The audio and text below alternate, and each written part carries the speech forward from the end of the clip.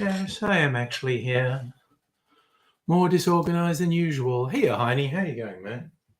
I'm even, if you can believe it, more disorganized than usual. Might even put the AD video on while I get my shit sorted for a couple of minutes.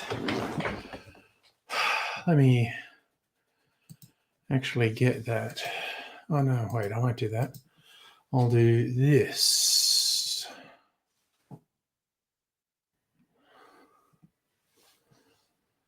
Ooh, why is Pyrex exploding? That sounds unsettling. Which channel is that? My channel, good. My videos.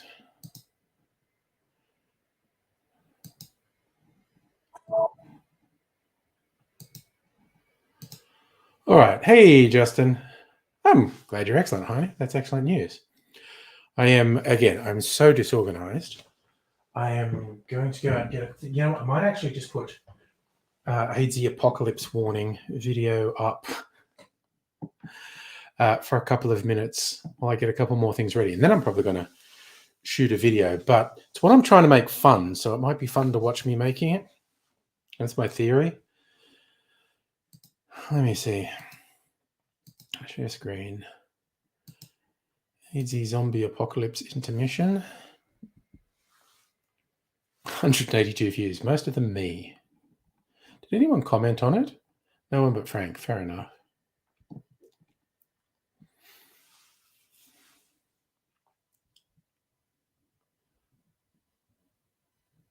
Okay. Okay, so we don't need me. I'll just full screen it and let AD take over for a couple of minutes.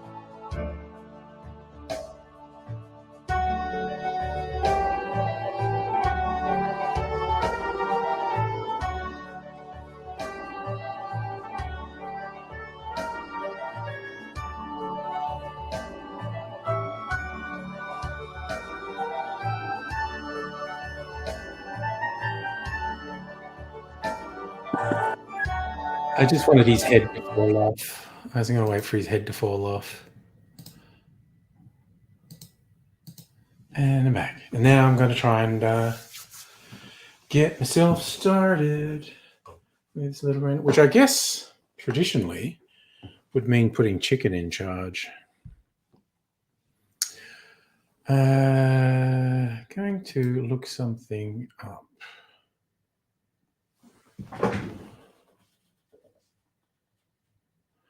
I am going to look up Cosmopolitan cocktail. Steve the bartender, how does he say to make it? Vodka, 3/4 of an ounce, 15 mils lime juice.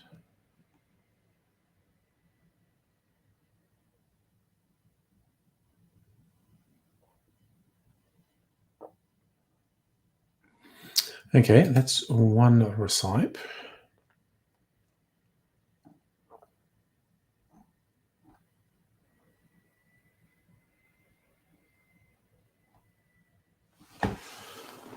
What the fuck is this doing to me?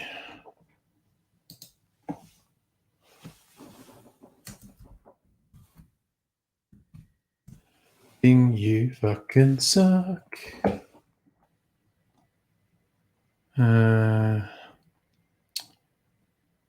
That's interesting. Cointreau has one.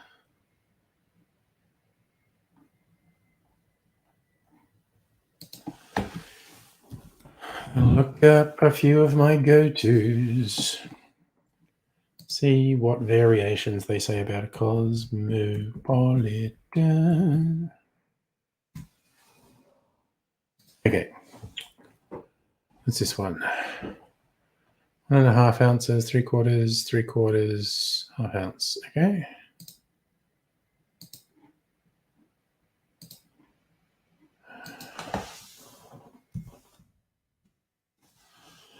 Okay. 30 mils Cointreau, 30 mils are 2 ounces of vodka. Okay, most people say 1.5. Okay. Intriguing.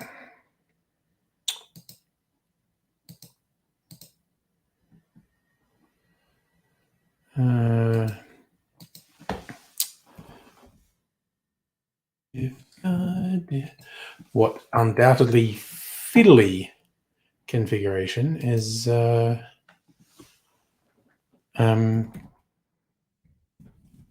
Gifford's Guide going to say?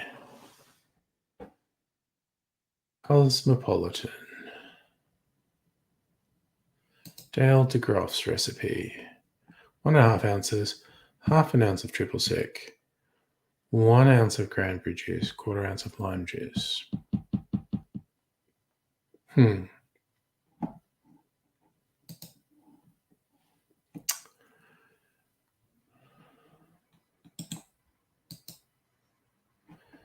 Tony Cicchini's restaurant. 1.5 ounces of vodka, 3/4 of an ounce triple sec, 3/4 of an ounce lime juice, 3/4 of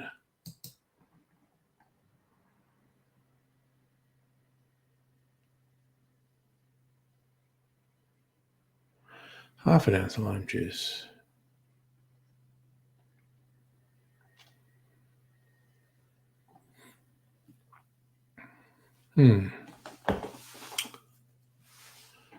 Okay. Okay. Well, okay. I need to put chicken in charge. Oh, god damn it.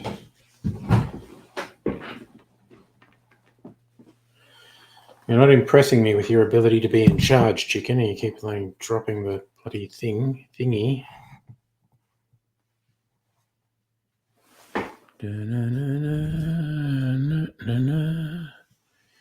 You've done it all.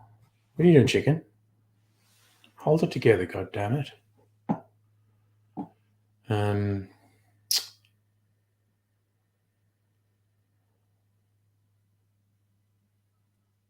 Right, what is it doing? A banner. So that banner could be a lie. This might take a while. I'm free-forming. We'll see how we go. All right. But it's a good way to ease into a Friday night.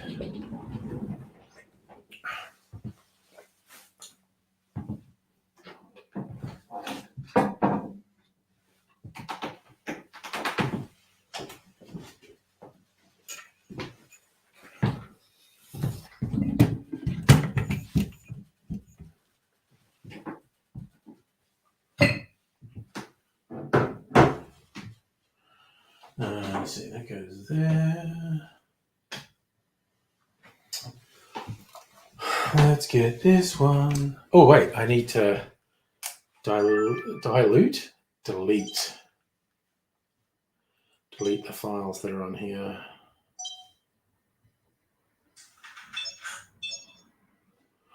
Did a lot of video editing today, which is actually partly why I'm so disorganized. I chose to do that in the lead up to the stream rather than get ready for the stream. But you know what? I regret nothing, or at least very little.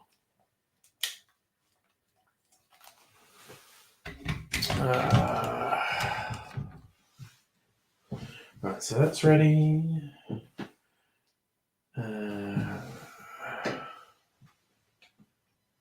Get the GoPro ready. I won't actually use it straight up. I'm going to do some talky bits. So put that there for now. And this here.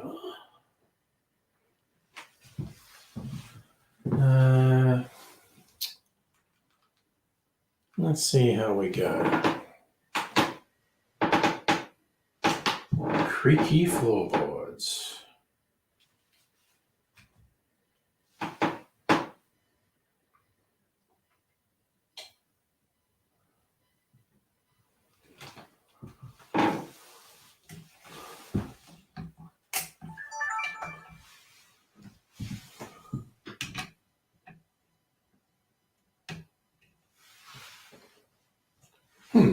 Okay. That's ready? That's ready? Okay.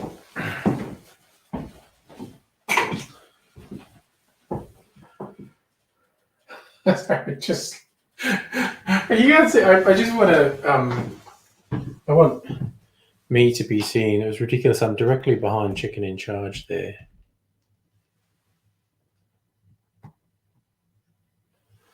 There. So people know I'm actually here if they come in.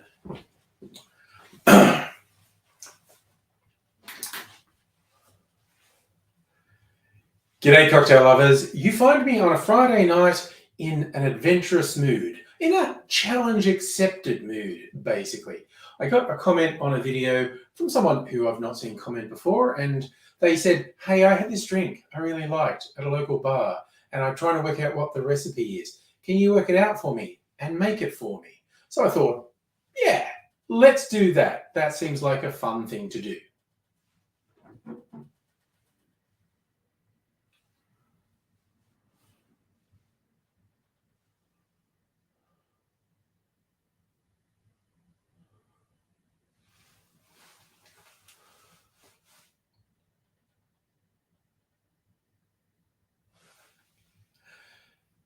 The username seems to be one of those ones that's not meant to be pronounced out loud. And Tom Bimadou? Is that a Tom Bombadil reference? I'm not sure. But they call it this drink. The username seems to be one of those ones that's not meant to be said out loud. Looks like N Tom Bimadou, unless that's a Tom Bombadil reference. I'm not sure. And they say this drink at their local pub, they call it a faithful bitch. To keep on YouTube's good side, I think I'll call what I'm doing a faithful beach. And you get it. Now, the ingredients, but not the ratios to describe, is grenadine, sours, vodka, triple sec, topped with Sprite, squeeze of lemon juice, garnished with pieces of pineapple. I don't have any pineapple. We're not going to do that. Anyone who knows me knows I'm not going to do vodka either. And I'm going to do a sour mix. Well, not like a store-bought sour mix. I'll be improvising with some stuff I've made here. But you look at this. This is a Cosmopolitan with some changes. In fact, some good changes as far as I'm concerned. The Cosmopolitan has cranberry juice, which I think is crap and doesn't taste good. And this actually has lemon and lime, or sour citrus in it rather than that. And I think that's an improvement. The grenadine is making it much sweeter, and so would a sour mix. And so no wonder you like this. Also topping it with Sprite. This is not what I'd call a challenging drink. Probably tastes great, but I'm going to give it a little bit more character. And honestly, I think as I build this, I'm going to try it without the Sprite.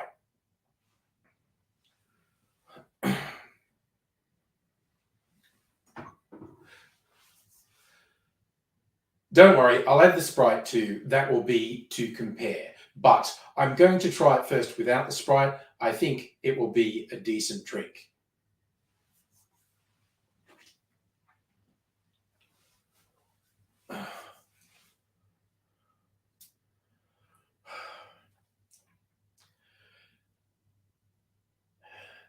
In terms of substitutions, I'm not going to use a sour mix. I'm going to use a mix of lemon and lime juice and this syrup, which is what we call an oleosaccharum. I've made videos showing how to make this. Simple terms, you peel a citrus, cover it in sugar. The sugar draws the oils out of the peel and turns into a syrup that has a lot of the citrus character in there. So it's an upmarket sour mix, although it's more sweet than sour.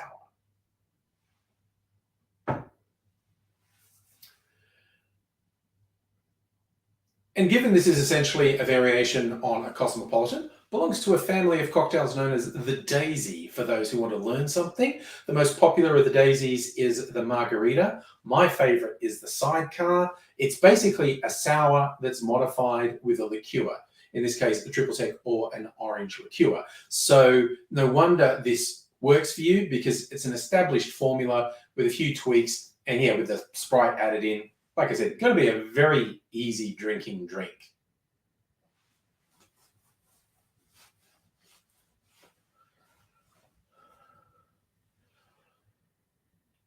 Vodka doesn't make it easy to drink. Vodka makes it boring to drink. That's my challenge. I've done a comparison with a Cosmo recipe using all the other white spirits, and basically anything apart from vodka is an improvement. I've done it with gin and with white rum, and believe it or not, with tequila. That was my favorite, which was a real surprise to me. But I'm going to try this recipe. I'm going to make it with white rum. In fact, this coconut rum I put together recently, and I am going to try it with some tequila. So there'll be two versions of it, and I'll try them both without the Sprite and then with the Sprite, and give you a verdict.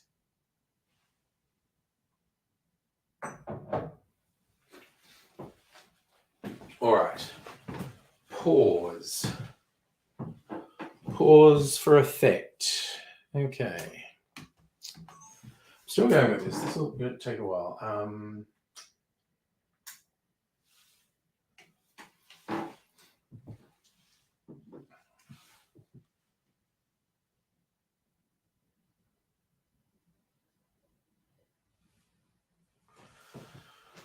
All right, let's get some shit together. Oh, I actually haven't opened this tequila. It's in a neat bottle. Sorry, now I'm going to bring it over and show it off in case anyone's watching. Neat tequila bottle. It was on sale. That's why I got it. In fact, it was on quite a good sale. And I looked it up online, and it's at least vaguely decent. So now I have a Blanco tequila, along with a Reposado and Añejo. You know what? I should try this. Get a shot glass. Not doing a whole shot. I'm just going to have a sip. Shot glass. Oh, this is a weighty ceramic bottle. Certainly do someone a mischief if you whacked them over the head with it. Ooh, that's that agave flavour. All right. Let's try this.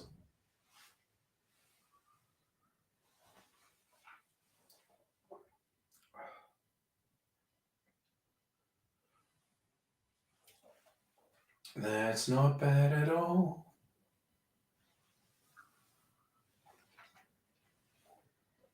I think that's got to work. All right. What I do need to do is get some ice in a couple of glasses. I'll put some elevator music on. It's going to be out of the room for 30 to 60 seconds.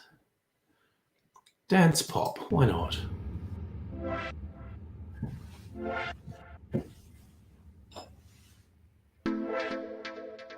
Well, actually, no, I won't. I'll use this ice. Okay.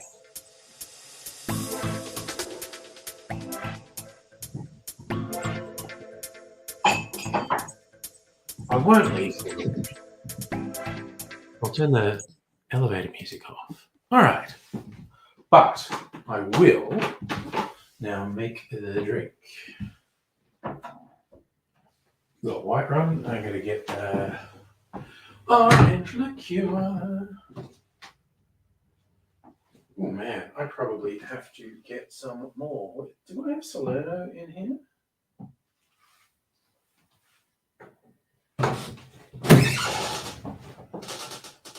Do I have I made a blunder?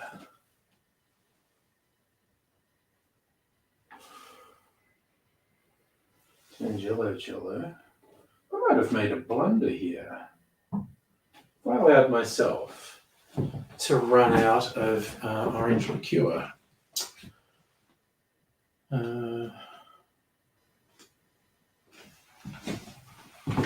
Double checking. We've got blue curacao. That won't do. Tangelo Cello. Kumquat Cello. I do have Salerno. Okay. Fucking tiny bit of that. That bottle must be a couple years old. Alright. Oh, that's actually probably enough, but it's a big bloody reminder I need to get some orange liqueur.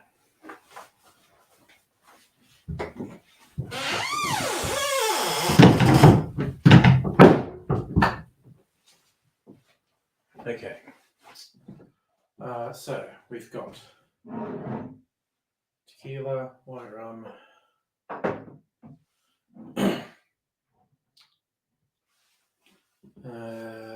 that. Half an ounce, 10 mils, 10 mils.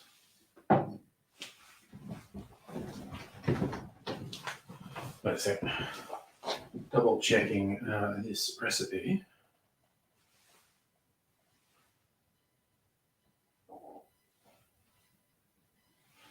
What does he say is in it? It's grenadine, sour, vodka, 666. Yep, okay. That's pretty simple. Okay. I'm gonna do this. I'm gonna get everything ready. 15 mils, 15 mils.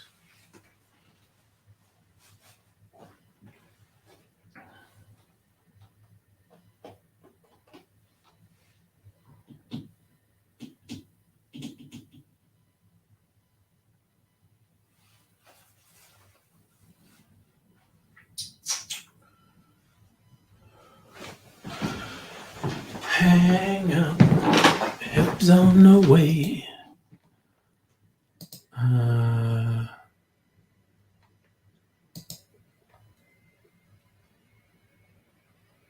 Lime juice, cranberry juice, lime juice.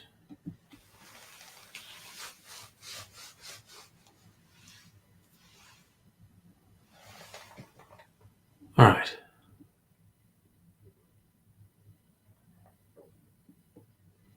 I'm just making shit up as I go along.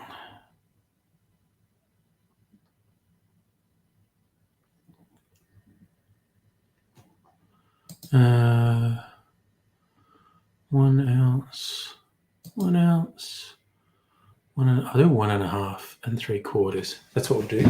I'll do 1.5 3/4. Okay. All right. Okay, I got this shit sorted.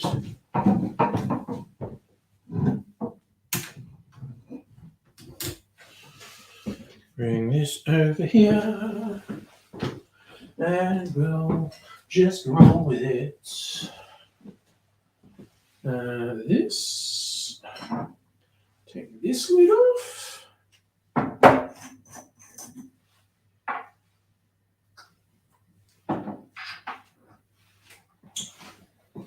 Okay.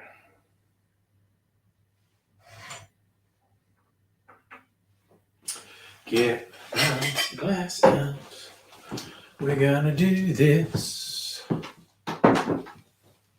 Oh, actually, first things first, I'm going to delete the old files off this because I have finished with them. Still 58%, good. Preferences, cancel. Tap the wrong thing on the touch screen. And we're gonna get it going. Formatting. Donezo. Okay. Let's do this. Oh, there's a sticky bit there. Fancy that.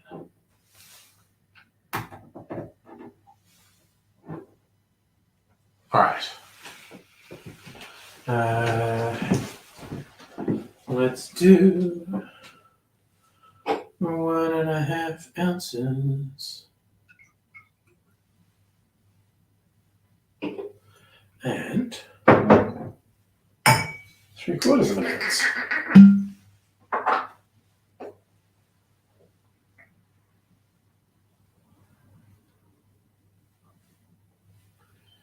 Shite. Actually, I have to, in fairness, do something here. And what am I going to do, you ask? Potentially make a mess. But this should work. Need to blend these orange liqueurs so it tastes the same. Now there's dust on this bottle. This bottle is years old.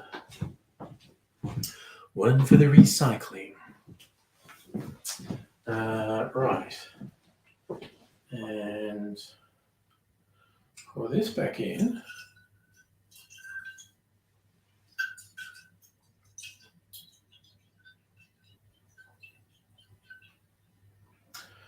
And back in here. All right. Oh, God. Oh, my God. I'm a fucking lunatic.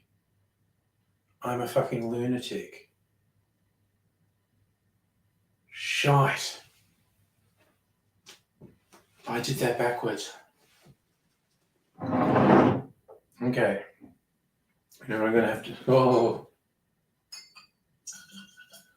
I fucked everything up.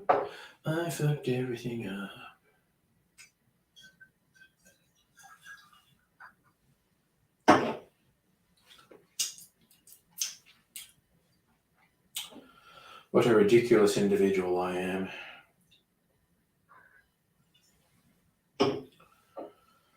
Ugh. Foolish man. Looks a bloody lordy. Now my hands are all sticky. I need to wash them. God damn it. I have angered the gods, and they are making a fool of me. Now, I'll be back in a second. Let me try to wash my hands. They're covered in sticky stuff. That's what she said.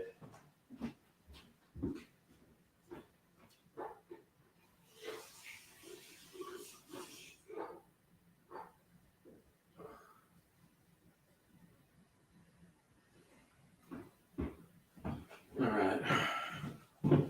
Fucking trying again now. Okay. What a palaver. Oops. Okay. Slow-mo. Okay. No one who watches the video will know this happened, so keep it quiet, you folk who are here.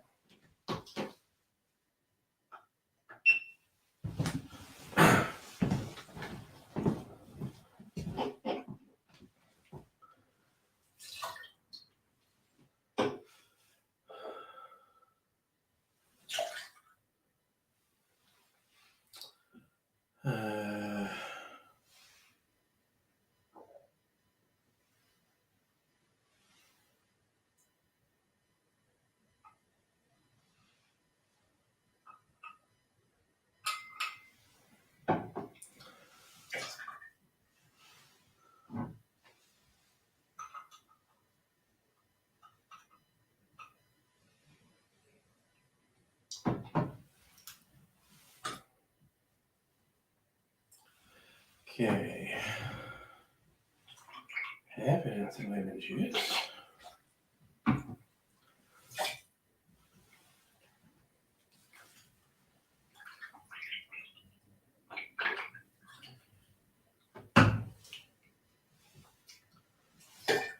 Evidence of lime juice. And that's all the ingredients.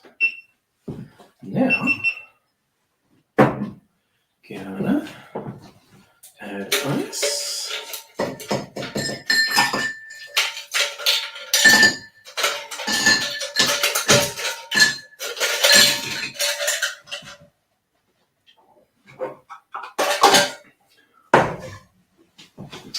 Alright. We're making this happen.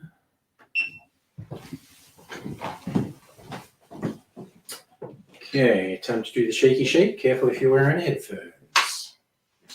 Wait, what the fuck am I doing? Shite. Need to put glass there.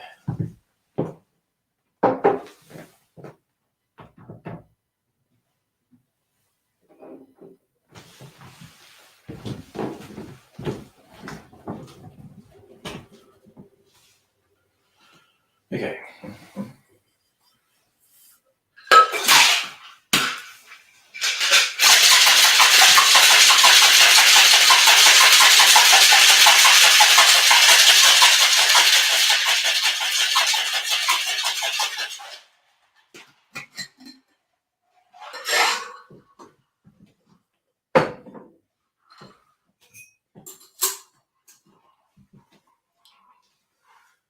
Fucking hair on there.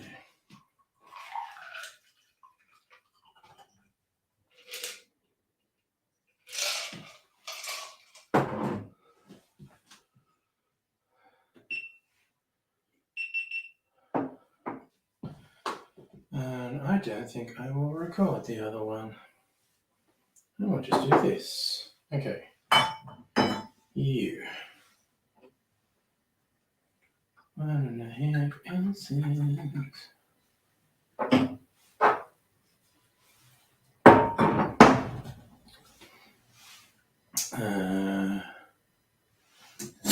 Yeah, okay.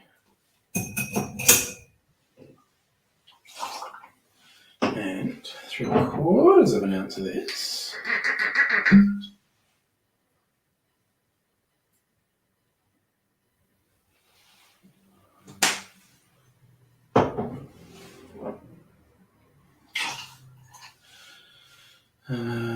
What to say? That much of the grenadine.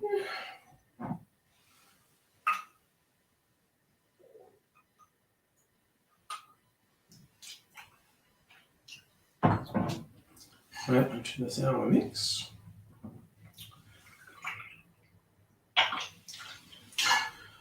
Lemon juice.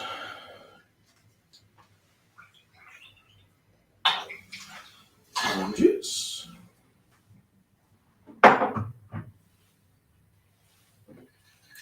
And we shake it up.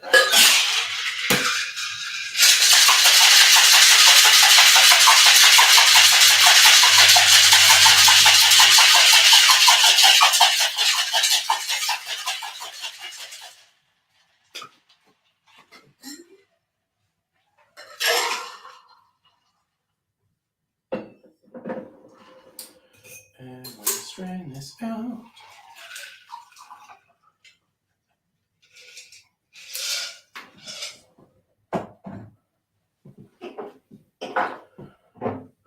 Okay, that's tequila, that's rum. I'm gonna take a little picture of this and then do the tasty and the talkie. And then the city downy. Don't know that I'll shoot any. Oh, it's a long night. I might shoot more video, who knows. Okay, you go over there.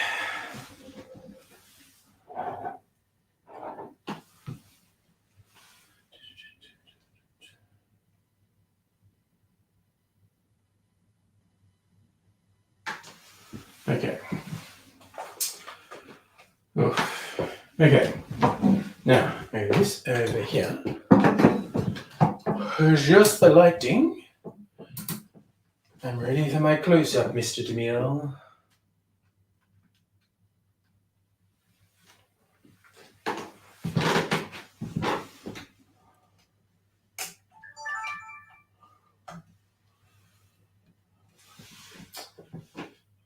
Okay.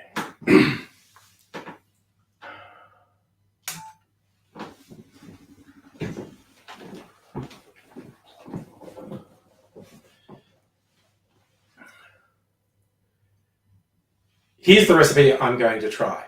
In a shaker, put 1.5 ounces or 45 mils of your white spirit, then 3/4 of an ounce, around 22.5 mils of your orange liqueur. And then I'm doing about 1/3 of an ounce or 10 mils of grenadine, 1/3 of an ounce or 10 mils of my oleosaccharin, aka sour mix. Then I'm doing 1/2 ounce or 15 mils of lemon juice and 1/2 ounce or 15 mils of lime juice. Add ice to the shaker, shake that good and fucking stop it. God damn it.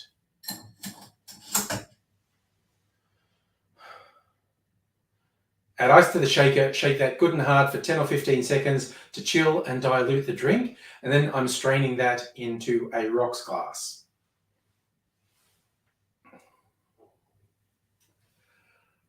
I've done that with both tequila and white rum. Now, I don't think you would serve this in a rocks glass. I'm literally just doing this as an experiment and easy to use. And I'm going to taste it before I add the Sprite as well. So this is the coconut white rum.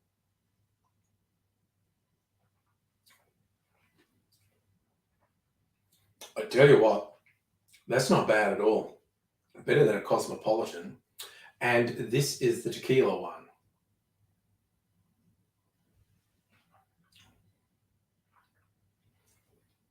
Yep, I'm still preferring tequila to rum, actually. But now, I'm going to add some ice.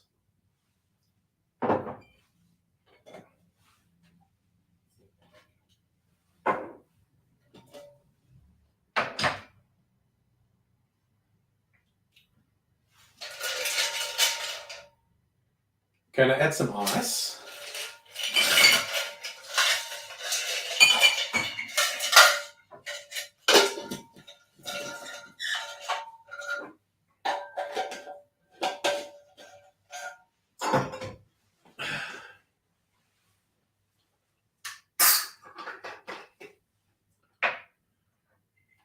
And add some Sprite.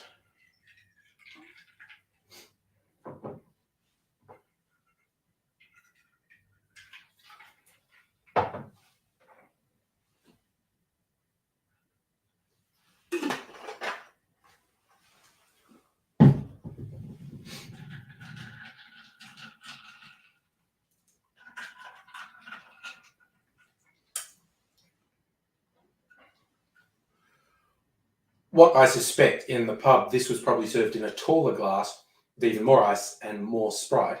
But I'm going to try it like this.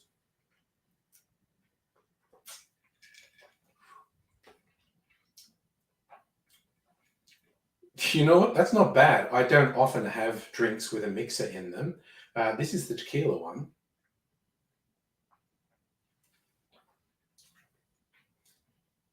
I tell you what, I know why the commenter liked these. Incredibly easy to drink. And if their version had vodka in it, that would be, it'd go down, just taste like sugar and citrus, I guess.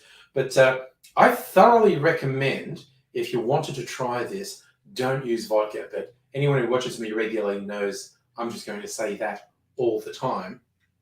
But yeah, when you see a fucking car, very loud car, off. No.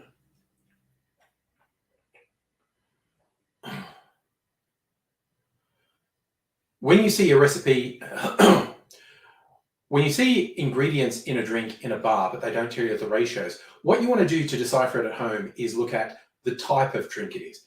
Is it a daisy? Is it a sour? Is it an old fashioned? Is it like the Manhattan or martini style thing? You look at that and then look at classic recipes for that. And that's going to give you a very strong indicator of the ratios you should be using. And you can always tweak it to your own preferences.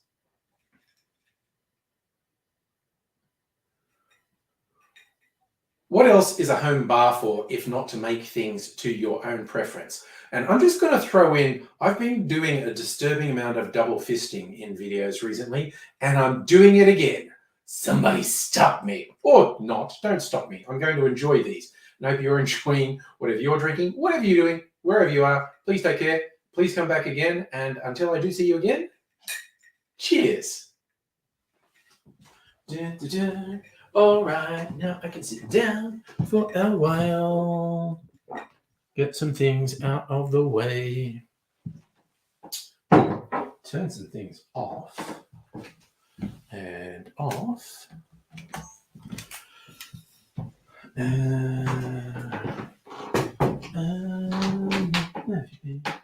Probably should recharge the batteries on this thing.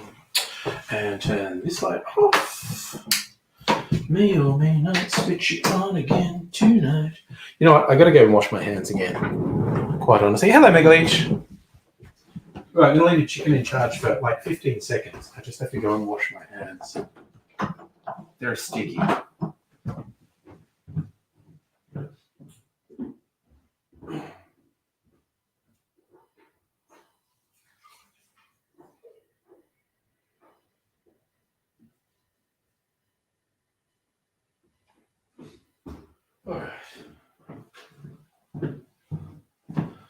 All right.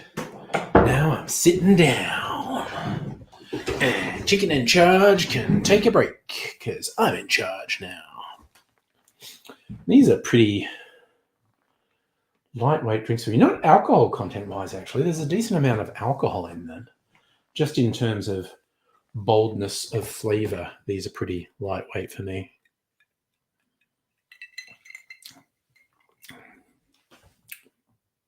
Not bad, though. What was it, 7? They don't grab me, but 7 out of 10, they're not bad. I don't envision ever making them again. Hence the 7 out of 10 rating.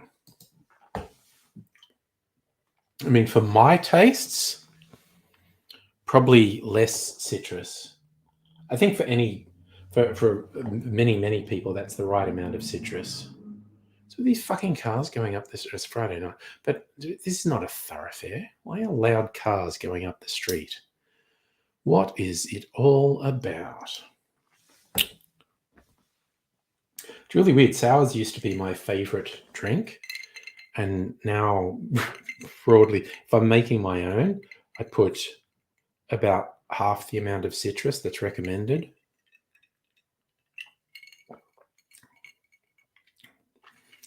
I have to do this. It's very sort of mouth puckering sour.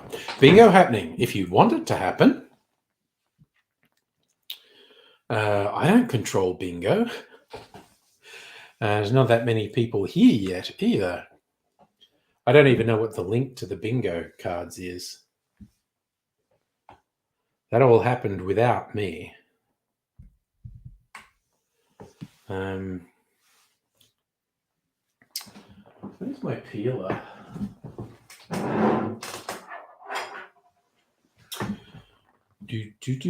I'm gonna put. Hey, Big Pat, how you doing, buddy? Put some orange peel in these drinks and some cherries, because that's how I roll.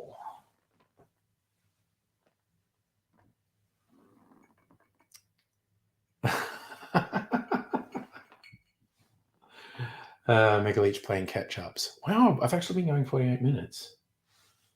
That's a little surprise to me.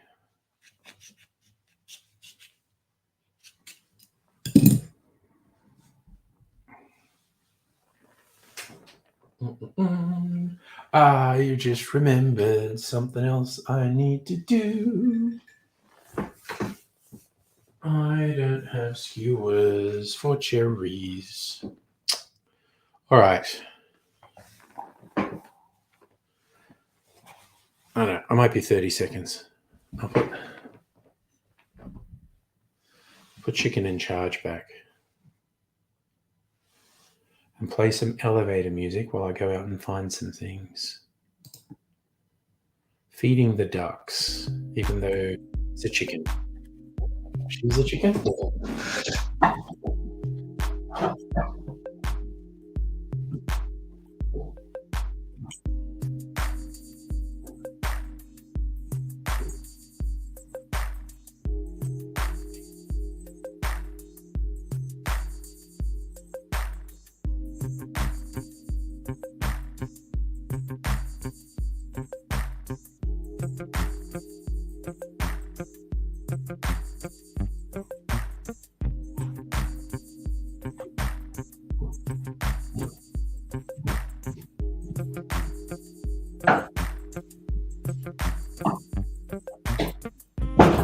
All right.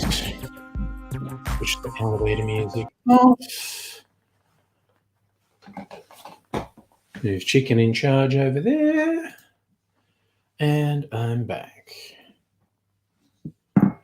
And I'm gonna try and skewer a cherry. Let's see how we go. Does it help if I sing? Skewer in a cherry, singing this. Ooh, that felt like a positive hit.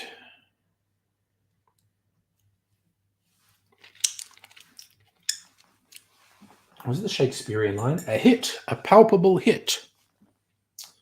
All right, try one more.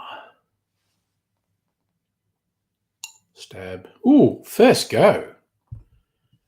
I deserve a prize for that. I believe my prize will be a cherry. All right. How many is left here? Oh, shit, what was that about? Did I not switch that off?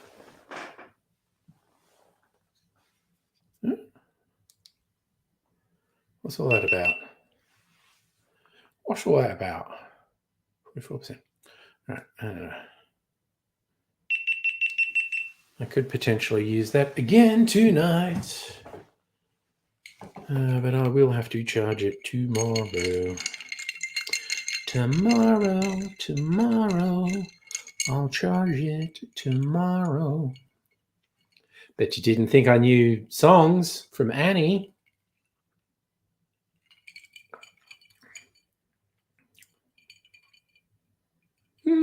This is not a bad sort of thing to have as a change up, but definitely not my favorite. Won't ever be my favorite.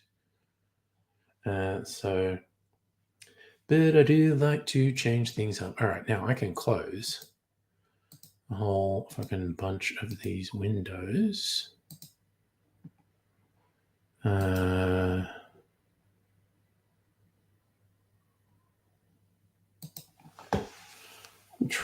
up.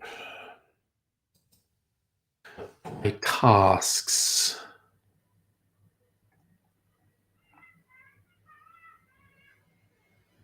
There's some obnoxious kid going past. Okay, I should actually update this. But I'll do it on my phone where I get confetti to celebrate finishing something. Actually, just double check which ones I have successfully uploaded to UbiTubes.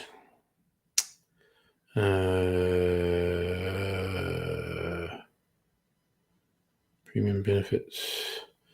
My channel. Videos. Shorts. Nope. Nope. Why is it not? How do I get it to fucking show things I've got uploaded? My channel, time watched, my data, settings.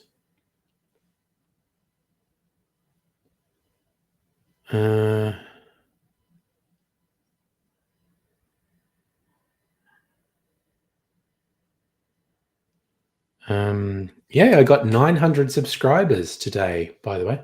Yeah, that's absolutely fair. The cocktail making was definitely filler. I mean, that hazy was literally filler. Manage videos. What's this?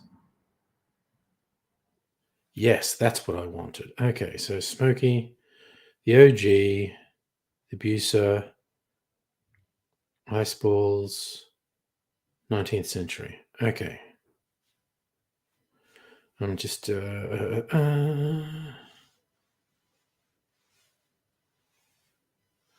how did that happen?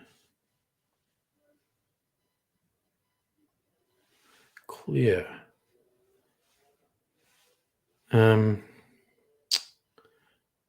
right. Streamers, 19th century. Confetti.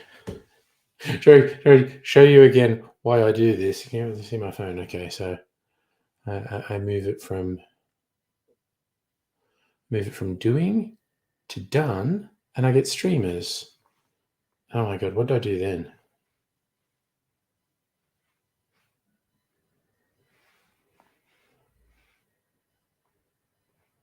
All right.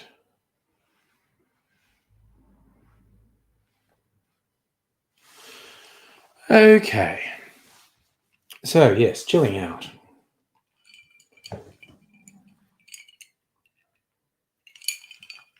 Oh.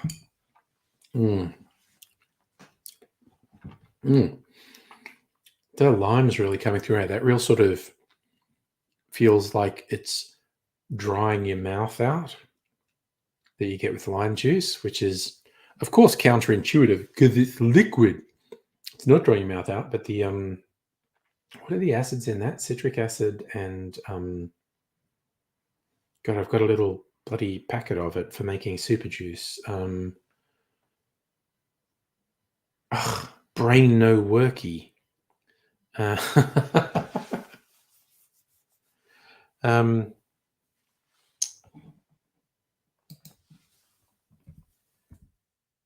It's going to drive me mad if I don't. Super juice.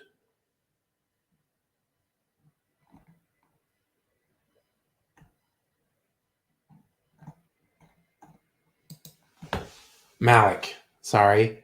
I've remembered it without looking it up. And I feel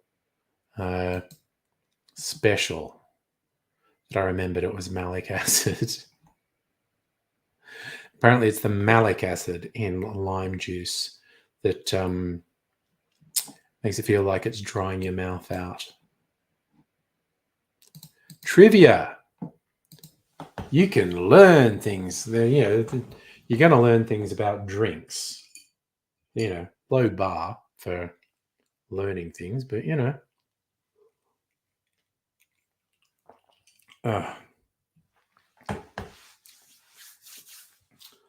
gonna have to mix things up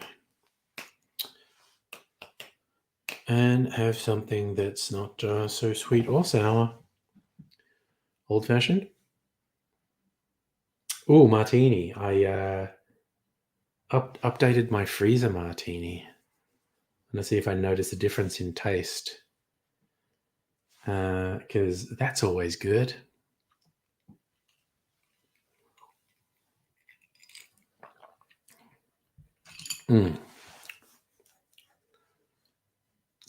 Pat, maybe later for the face live. It's the thing I usually do eventually on a Friday, and I'm sure your stealthy self will be just waiting for the moment when I share the link. And that's as it should be.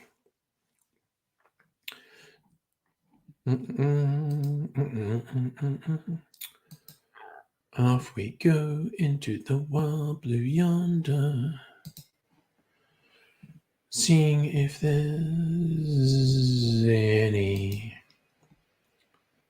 interesting news. Did I miss any news today?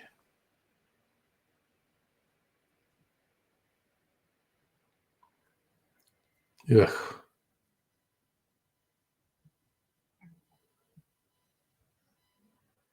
Crashes couple behind wild Sydney police chase remain behind bars.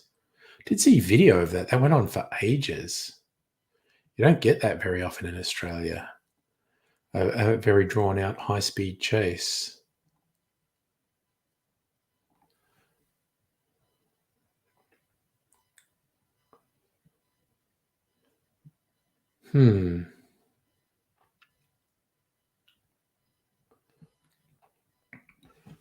What is going on? Nothing very interesting. Diablo 4 Season 1. Splendor bounces back, but low crowd numbers raise questions over future.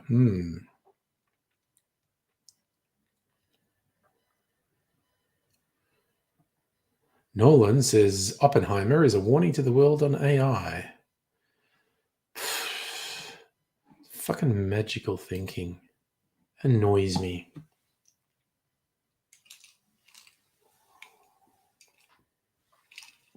When anyone starts saying the apocalyptic shit about AI, I really just want to stress that's magical thinking.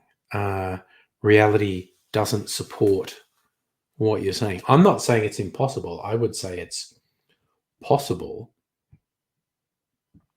I think our very real problem, and it's a real problem today, is substandard programming. Someone running, whether you want to call it artificial intelligence or something else, and the programming, the algorithms have built-in bias and are going to make mistakes. Hey, Strictly Sega, how you doing? So, yeah, this whole thing about artificial general intelligence, like actual self-aware thinking entity, not only is that not what the current AIs are doing, they cannot do it. They literally cannot do it.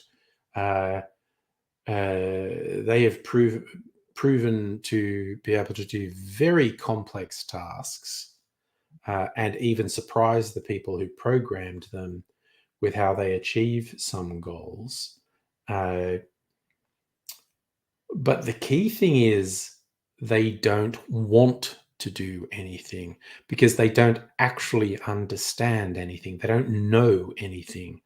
But they've been programmed to complete tasks, and they sometimes complete tasks in innovative ways that surprise the programmers. But that just comes back to what I'm saying. What our actual threat at the moment is bad programming, poorly thought out programming that friggin' does bad things because safeguards weren't built into it properly. Strictly Sega, you pooped, but good. Oh, cleaning was god damn. That's good work. Almost got bitten by a black widow. Damn. But you recovered with a lovely pasta couple. That's nice. I had spaghetti and meatballs for dinner. And it was pretty good.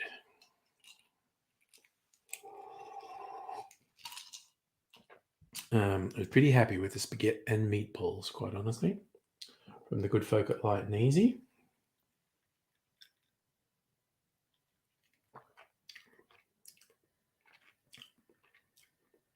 Yeah, that must be the tequila one because it's better. I never would have thought I would prefer tequila in that type of drink, but just through trial and error, I do. Oh yeah, God, there's a lot of garlic in the spaghetti and meatballs I had, so if I burp, it'll be serious. I don't know that I always get the meatball burps. I think that burp or hiccup is actually from the drink more than because I tend to have dinner really early, like 4, 6 o'clock. So yeah, I had dinner 3.5 hours ago. So if I hiccup or burp, I don't think it's from the meatballs. I think it's from the drinks I'm having. But yeah, so this is it. There's pretty serious garlic in the spaghetti and meatballs. So any burp I do would be a bit devastating. So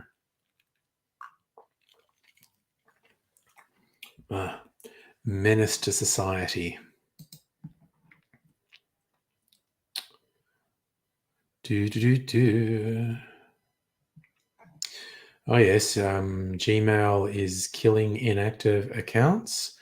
Like if the account's been completely inactive for 2 years, it's going to be deleted. Ooh, someone got burned by a McDonald's nugget.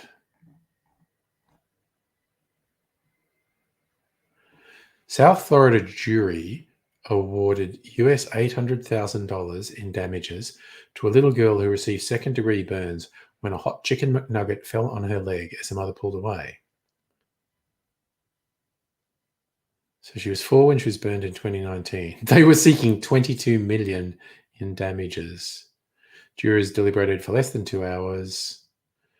Allotted $600,000 in damages for the past 4 years, another $600,000 for the future for McDonald's USA and it's franchise operator.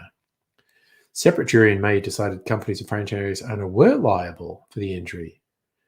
Yeah, it's pretty disturbing. You know, a nugget's hot enough to burn a kid. Olivia Nowak calls the scar on her inner thigh her nugget and is fixated on having it removed. Lawyers for McDonald's argued the child's discomfort ended when the wound healed, which they said took about 3 weeks. They contended the girl's mother's the one who has the problem with the scar, told jurors that $230,000 should cover damages, both past and future. She's still going to McDonald's, still asked to go to McDonald's, still driving through to drive-through with her mum getting chicken nuggets, defense lawyer said.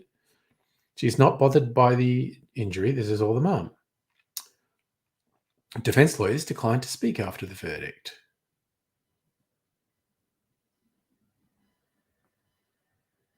Mother testified at no point did McDonald's warn her the food might be unusually hot. Company said they follow safety rules, requires McNuggets to be hot enough to avoid salmonella poisoning. What happens with the food once it leaves the drive-thru is beyond their control. Both sides agreed the nugget caused the burns. Family argued the temperature was above 93 Celsius, while defense said it was no more than 71 Celsius. Case may stoke memories of the McDonald's coffee lawsuit of the 90s, which became an urban legend of sorts about frivolous lawsuits, even though it wasn't a frivolous lawsuit.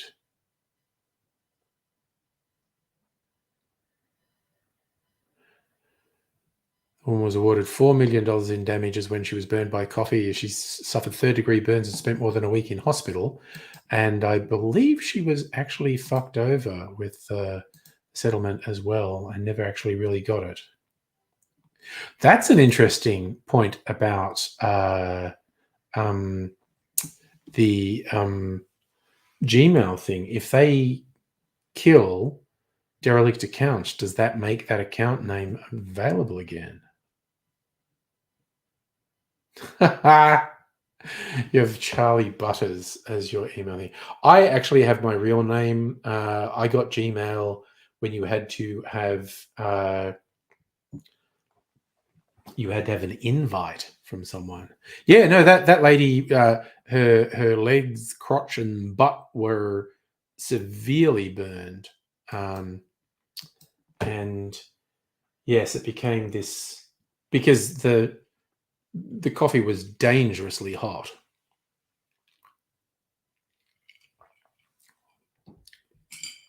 And they did run its same with what old Gmail you're talking about, or I go like this. Strictly say Sophie's playing Diving with Dave, and she's hooked.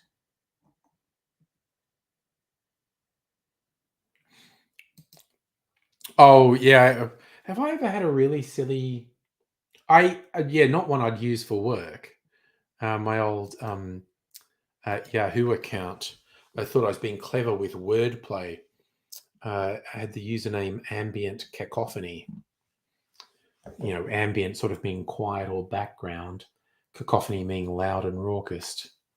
You had an Opera Mail. Wow, yeah, that's the Apple one, isn't it? I have it various. Did I ever have Hotmail? I mean, I probably did. I actually still have an active Yahoo Mail. Because of my multiple YouTube channels, I have multiple Gmail accounts and one with my real name. I used to have some. There was web-based email. God, this is going back 15 years. Where you could sign up and get various extensions, and I had a couple with that. I still technically have this Telstra one, which is actually probably a Big Pond email address, which I've literally never used.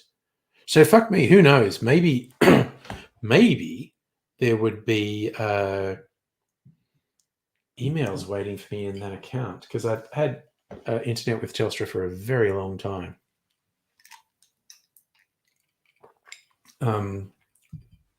It'd be funny if they tried to email me. I'm sure I gave them my Gmail as a contact thing. Yeah, because I get Telstra bills to my Gmail. It's like, no, this is the thing to actually send me emails on, not this weird Big Pond one. I literally just thought of something I wanted to check. This has just reminded me of it.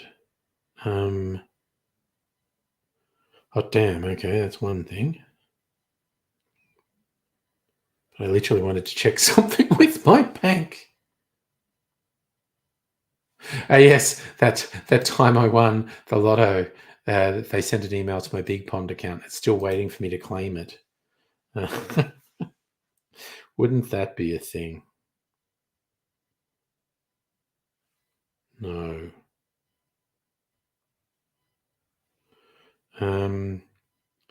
Okay. Looking up my accounts. How much money do I have? Okay. How much money do I owe on MasterCard? Pending. There's a lot of money pending. Okay. I get paid next week. I guess I can pay it off then.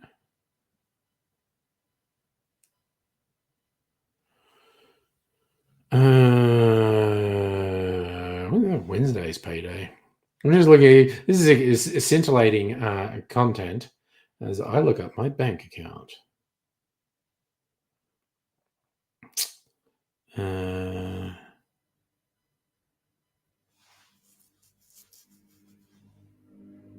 Let me see. So, okay, so pay was 9 days. Yeah, okay, so pay is next week, fortnightly pay. But when does my rent come out?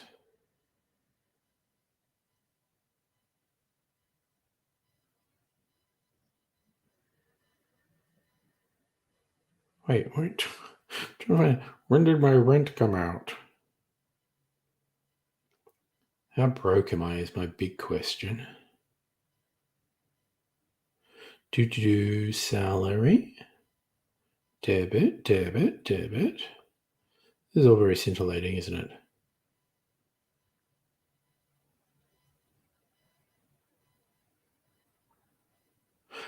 Okay. Okay, so I only paid rent a week ago. In a week. All right, I've got 2 pays before the next rent. So that's good.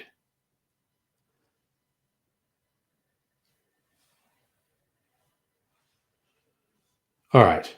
Crisis averted. My finances, reasonably together. Oh, yes, the internet sign-up discs were a fun thing.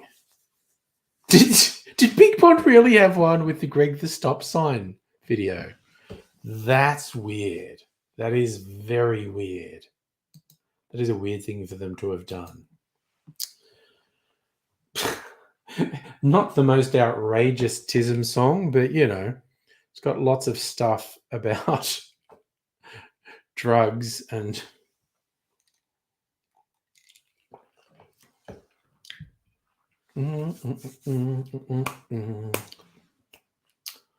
man.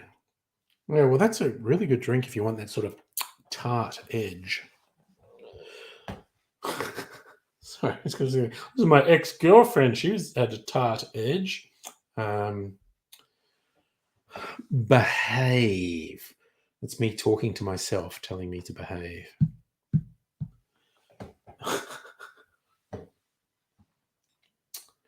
All right. Yeah, Barbie girl would have been a bit more innocent. Putting TISM, what a choice.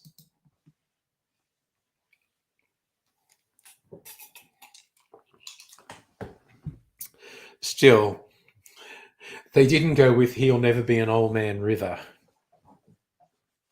I'm on the drug. I'm on the drug. I'm on the drug that killed River Phoenix. I heard a funny story from people at Triple J that I don't know, some visiting pop star who found out about it. I don't know, they'd been friends with River Phoenix or something, and they got really angry. This is in the 90s. Got really angry and really upset and said, "Who are these fucking dummies?" And they're going like, "Well, that's the weird thing. We can't tell you who it is because we don't actually know who it is." They keep their identities secret. At least one of the guy who was the main vocalist, continued to perform live, and everyone knows these days. Everyone knows he was the TISM vocalist. I have no idea to what degree the various members of TISM. We're on the internet. We could find out. Let's look it up. See if someone's outed them. Rock band TISM.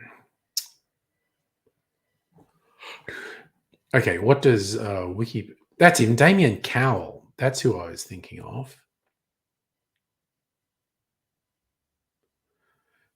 So it seems like there's only 2 people's real names come up straight away: Peter Minak, vocals, and Damien Cowell.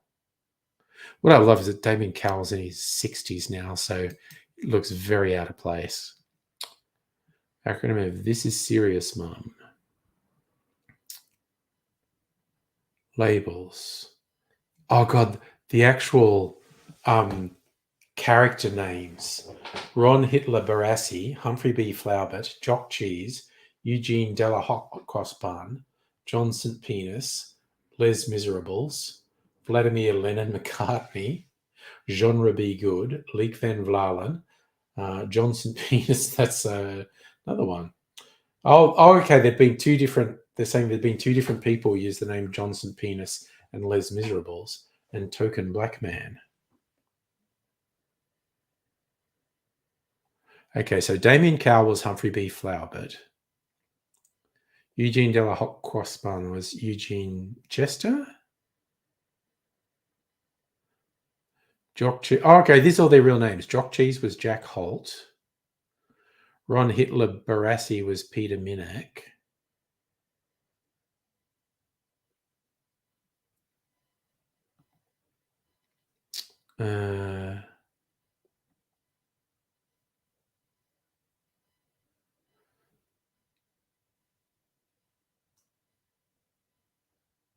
Ooh, 40 Years Than Death. I've got that on white vinyl. It's probably a pressure thing. Beanie. Medio, fling one at him. Okay, I love what you've done there because not only Australians were so confused when that tourism ad was done because no one ever says that. We call them prawns, not shrimps. But it's a shrimp on the barbie. Throw another shrimp on the barbie. But I'm with you, Beanie. And also, by the way, because you're on Twitch, if you wonder who the hell I'm talking to, most people watch me on YouTube, but I restream to Twitch. So I am talking to myself, but then it was a strictly taken just in terms of quality of song. 40 Years Than Death is one of my favorites. Just in terms of the quality of the song. It's not as novelty a song as so many of the ones they're famous for. I will always come back to You'll Never Be an Old Man River. I fucking love that song. Yep. Yeah, so I actually have a bunch of rare vinyl. One of them is 40 Years Than Death on 10-inch or 12-inch vinyl. I think it's white.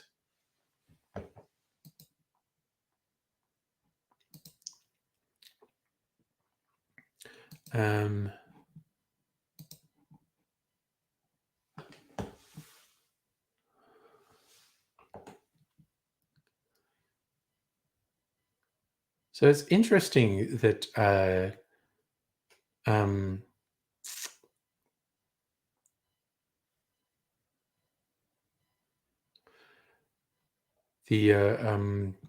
what do we call it?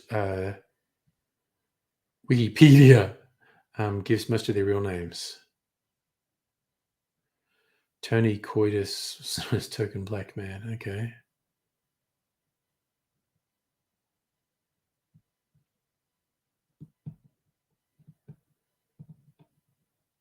Okay, I don't know this one. In 1993, they had an EP called Australia the Lucky Cunt, their most controversial release to date. Courts issued an injunction order of the CD when the Ken Doan Society threatened legal action over the artwork, which parodied Doan's signature style and depicted a koala sucking a syringe.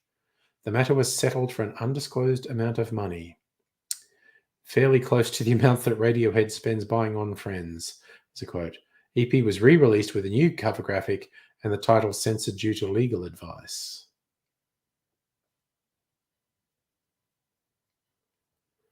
The third album, Machiavelli and the Four Seasons, was their biggest success. They had 3 singles in Triple J's Hottest 100, 2 in the top 10. Won an ARIA for Best Independent Release. This is ridiculous.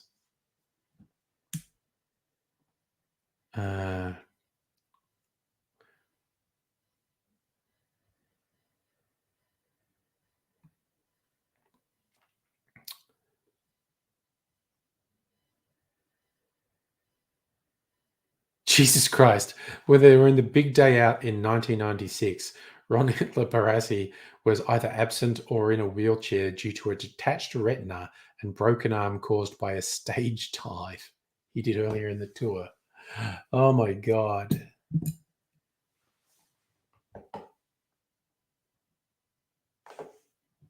Oh,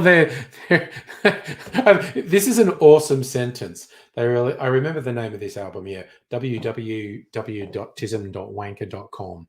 The first official music video for the album was I Might Be a Cunt, but I'm Not a Fucking Cunt. It was rarely broadcast. Really? Really? Was that rarely broadcast? Honestly.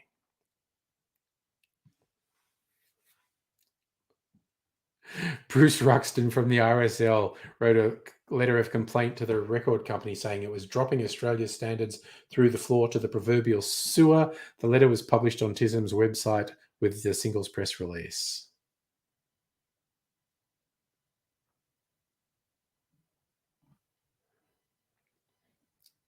Oh dear.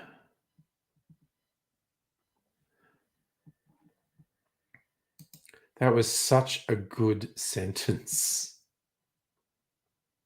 Do you like Yob or Wanker? I do like the lyrics in that one. You're a yob, are you a wanker? Make your fucking choice. Who is your favorite genius? James Hurd or James Joyce? Yes.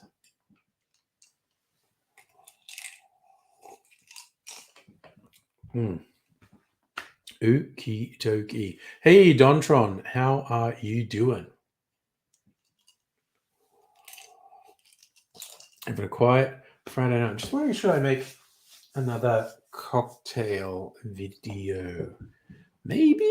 I don't really. Oh, actually.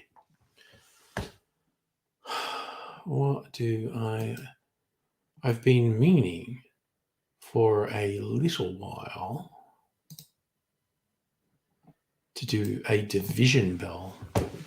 Mezcal, Aperol, maraschino, and lime juice. Last word riff. Right, I'm just going to go see if I get inspired.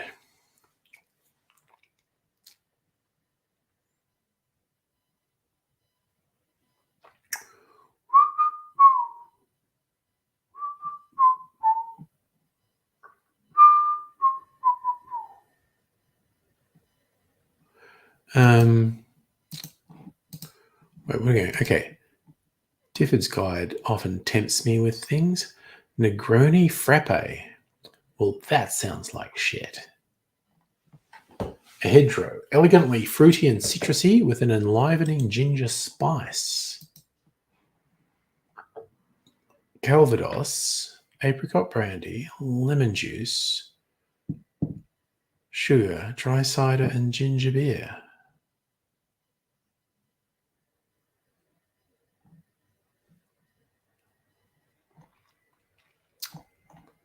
Is it called a hedgerow? Why is that called a hedgerow? That's a ridiculous name. Sorry, I'm just picking on people for their names for cocktails. You're about to go run some errands. Waiting for your kratom to start working. The first Apollo missions actually had handguns. In case the moon was haunted? Yeah. That line occurred to me too, strictly saying about Yob or Wanker. Yob and Wanker want a girl, Wanker guy will get her. Both of them are equally ugly, but Wanker hides it better. All right, we're on the internet, Dontron. Did Apollo astronauts carry weapons? There you go. It auto-completed. No Apollo flight carried any weapons.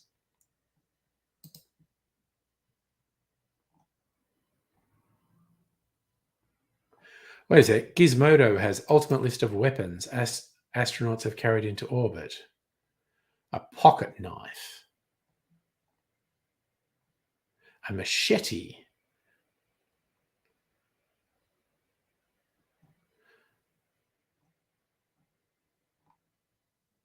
Soviet machete gun. It's not recommended to use firearms or other recoiling weapons in kinetic weightlessness. Doesn't mean there are no such weapons. The Russian Soyuz capsule has weapons. Oh, yeah, that was to actually protect them when they returned to Earth. Soviet laser pistols. used a pyrotechnic flashbulb ammunition. Primary function was to disable optical sensors on enemy spacecraft or satellites. Allegedly, the laser beams on these recoilless guns were energetic enough to burn through a helmet visor or to blind anyone from 65 feet. So, and okay, that's an urban legend that they had guns.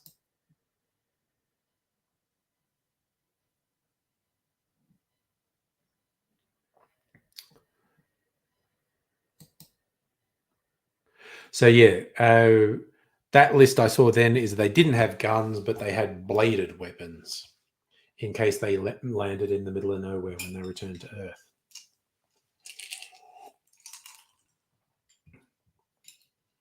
Because that would suck, really, wouldn't it? So surviving something as dangerous as space travel and landing on Earth and being killed by a bear before anyone could get to you.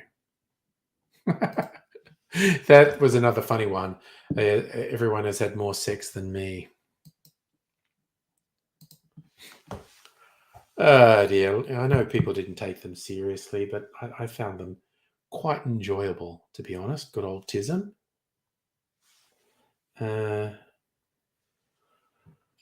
All right. Not yet motivated. Soli Sombra. I think I like the sound of that. Let me have a look at the Soli Sombra. Pisco, creme de cassis, lime juice, and ginger ale. All right, I'm at least going to save that one. Sol y Sombra, sun and shadow. Probably just a short. Okay, again, it's Charles Pisco.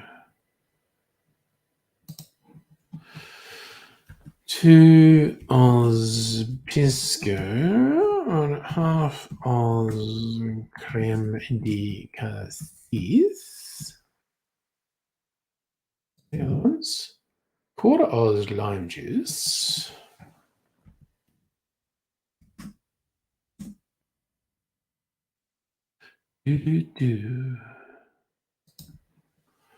And we top it with ginger ale.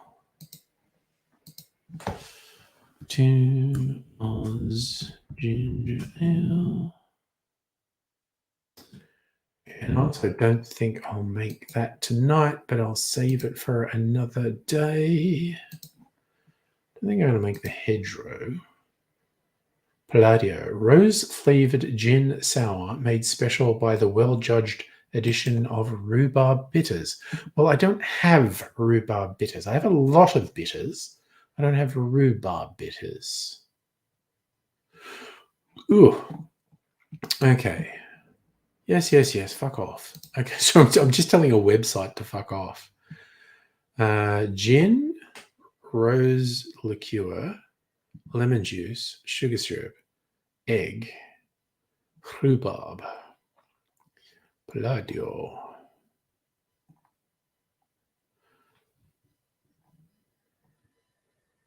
Rose flavored gin sour. Well, I don't have rose liqueur. I mean, I have other liqueurs. That goes on the maybe pile. Okay, so Jontron, what do I feel about Scotch? Scotch is okay. I have a bunch of whiskies that are, I guess, in the Scotch style. See, the top's all whiskies, mostly Australian. I've got 2 Scotches, I think 1 bourbon, 1 Irish whiskey. But the Australian single malts are made in the style of Scotch or Irish whiskies. I love it in an old fashioned, actually. It's probably my favorite way to have whiskey in an old fashioned, which is just whiskey, sugar, bitters. Fucking awesome drink.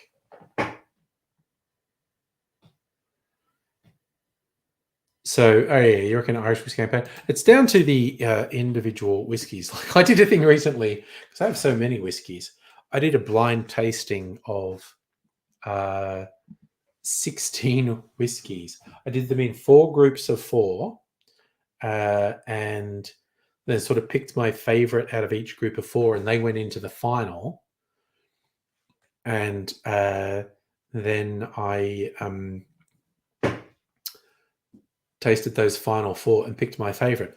Now, what was interesting to me is I was going to do it just Australian whiskies, which I always say is my favorites, and I included 1 Irish and 1 bourbon as like wild cards, and the final 4 included the bourbon and the Irish whiskey.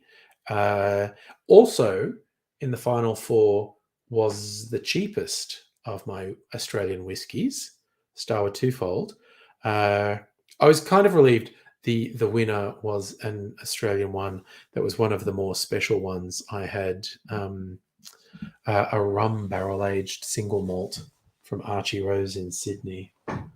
After saying I like Australian ones, not bourbons or Irish whiskey, it would have been embarrassing if I picked one of them as my favorite in a blind taste. But mind you, of the 16, I basically liked them all. It was a very line ball and kind of arbitrary saying this one. There was really only one out of the 16 that I was like, okay, well, that's not my favorite. It's like, that's definitely not my favorite. So, I mean, I liked 15 out of the 16. So, do I have the motivation to make another video? I don't think so. An El Capitan. What's in an El Capitan? Pisco, sweet from Pisco and sweet vermouth.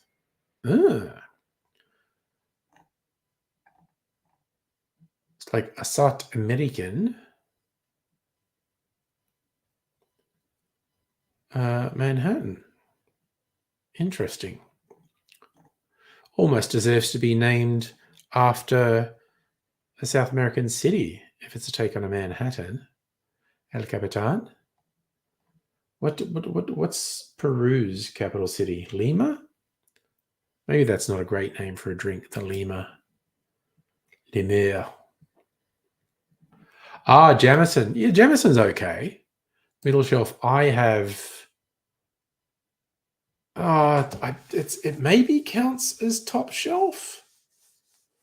Because it's a single bowl. Okay.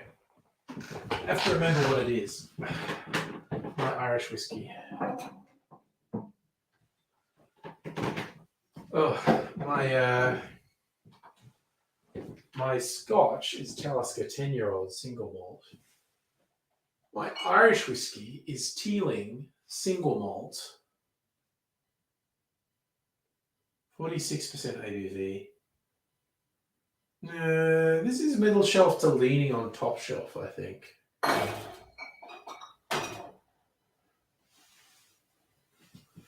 God, I have so many fucking whiskeys. What's wrong with me? I have no impulse control. Actually, that's not true. I have some impulse control because I've managed to control my impulse to buy more recently. But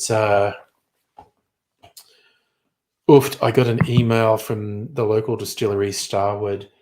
There's a teaser. They're going to release a new one next week. They're kind of teasing that it tastes like sticky cinnamon bun. And it's like, oh, you fuckers. I feel like I am captured and I'm going to get this one. I was trying to be good. Oofed. That's a bit rough. All right. I feel like the other thing I would go to is my rums. I did a blind tasting of the whiskeys. I should do a blind tasting of the rums as well.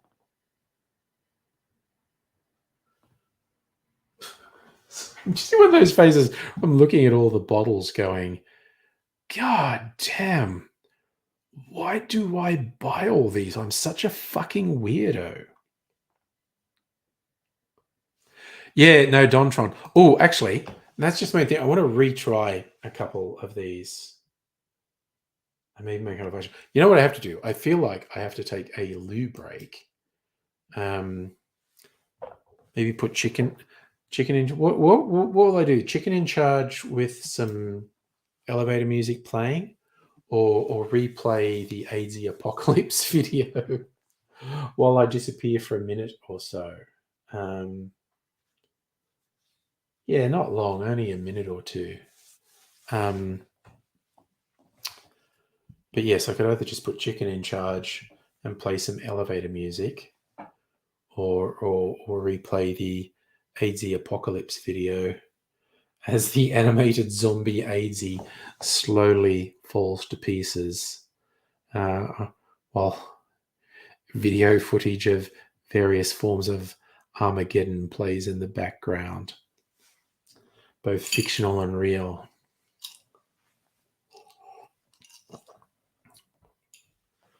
Oh dear.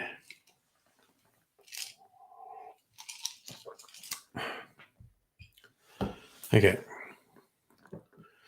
You know what? Okay. I get an old-fashioned glass. I'll go out and get some ice for it. Then, because I'm just bored. Oh, fuck me. Oh, where did that go? Did it fucking roll under the bed? Honestly. What the hell? Oh. Chicken in charge is conspiring against me. God damn it. All right. I'll leave chicken in charge. And I'll be back in a minute or so. Oh. And I'll put some elevator music on. It's a very quiet night. Night driving.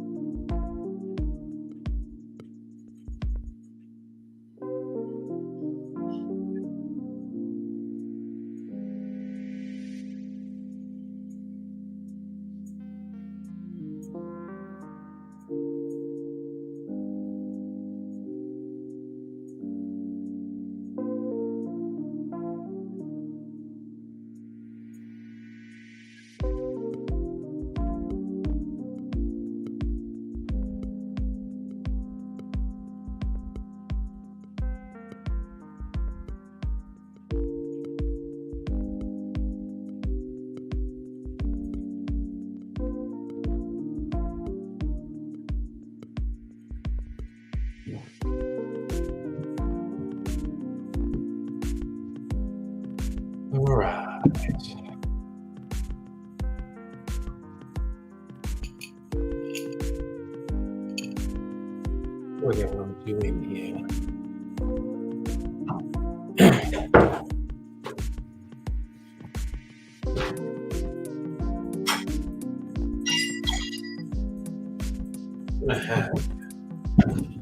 dainty martini.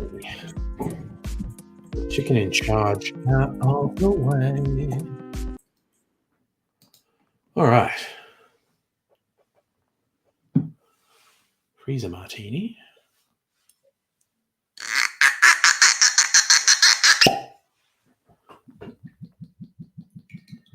Nice. Okay. Do.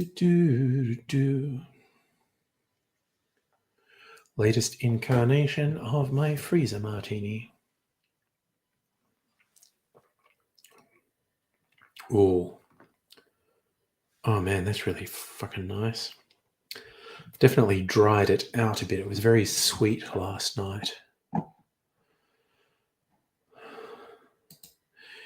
Finna get your day started. Have a good day, my man. Take care. And I'm just going to hang out here. I might try and come up an El Capitan.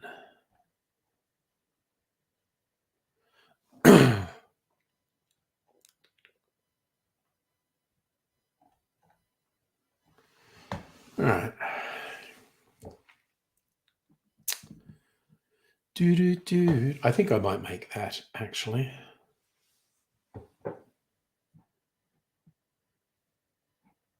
What was the Palladio? No, I don't have all that stuff. I'm not going to make that. What else are you trying to get me to make difference?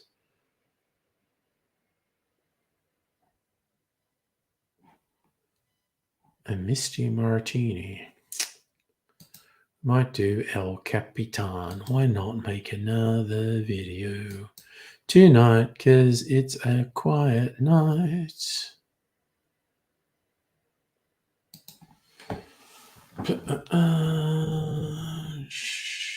Drink.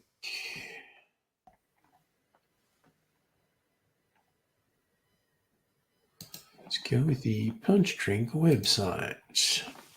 What's happening on the Punch Drink? If you got to make a Michelada, make this one. Bring back the Metexa Tequila Aperitif. 3 seemingly disparate. There we go. Rescuing the Bikini Martini.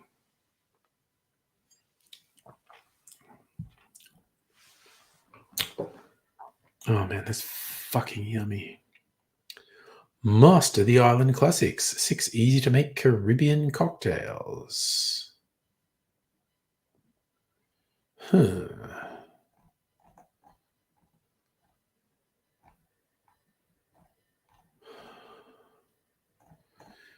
Is your tequila full of shit?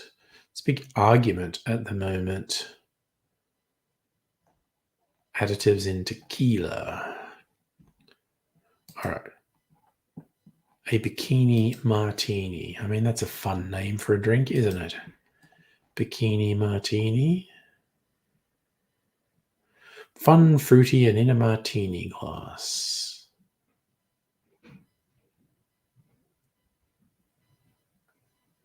The fuck was that noise? Okay. Bikini Martini. Well, that's a lot of pineapple juice. 1 ounce of grenadine. That is also a lot of grenadine. 1 ounce of rum.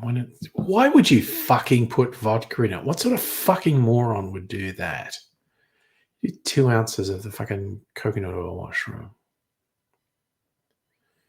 Jesus Christ. Fucking vodka. Who would do that? Who would do that? What fucking disgrace to their ancestors would do that?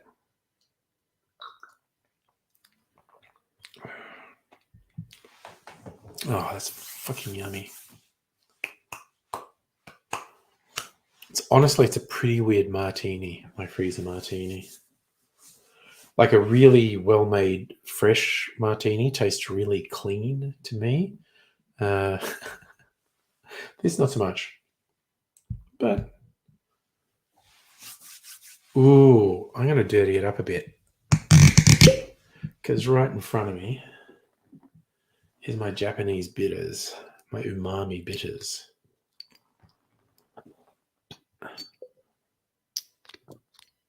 Time to dirty it up. Hell yeah, hell yeah. That's what I say. I said, hell yeah. Mix that up. Pour a little bit out for the homies. Rapidly getting to the stage where I won't be in a fit state to make another cocktail video. But I'm leaning towards the El Capitan at the moment. The Metexa. What is the Metexa? Tequila drink from the 1930s. Kina Kina wine-based cocktail.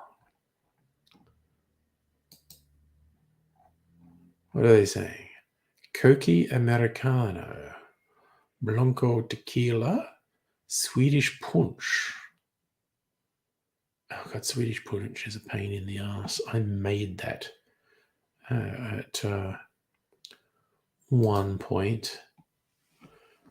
Far too annoying.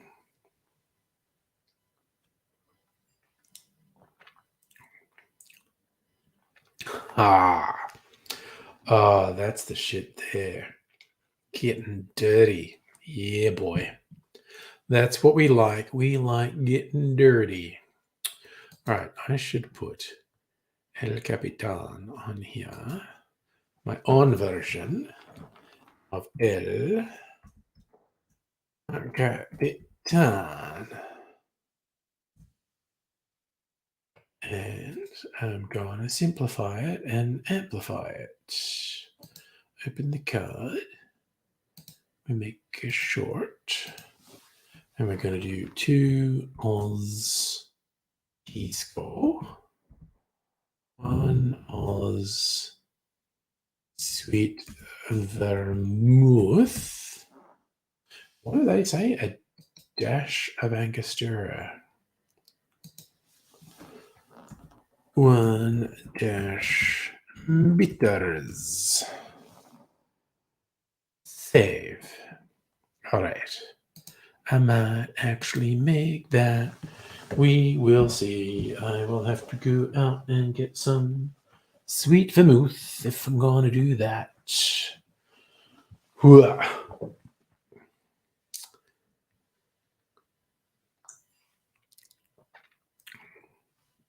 Oh yeah, no, that umami bitters was a fucking great addition to this. Yum. I'm getting pleasantly hammered on a Friday night. It's a quiet night in the chat, but that's okay. I can keep things happening. I will make one more video. Why the fuck not while it's quiet?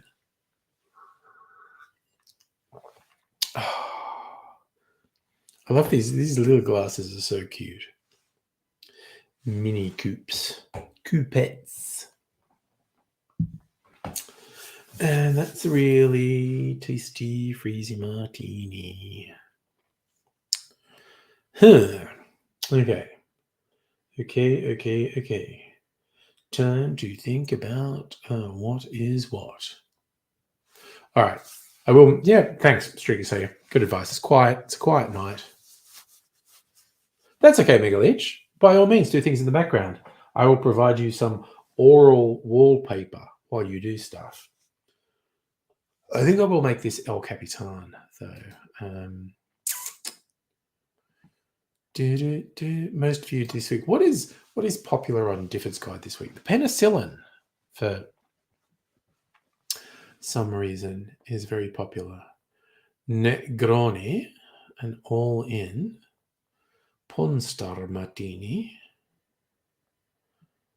Oh god, the bullshit. Is that the one with soup? God damn it. Broth. Ugh. Beef broth in a cocktail. There should be a law against it.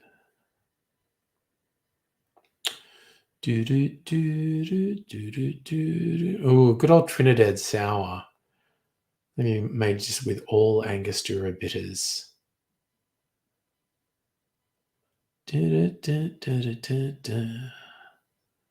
Sometimes you gotta wonder.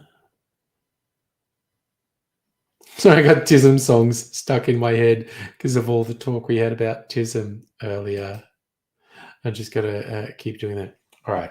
But no, I've got this El Capitan in mind. I might make it.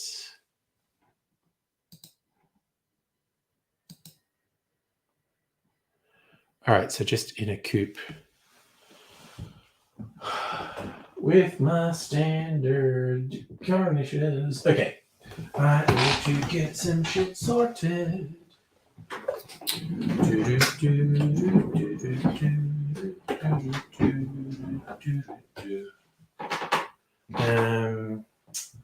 Okay, we will bring this camera back here.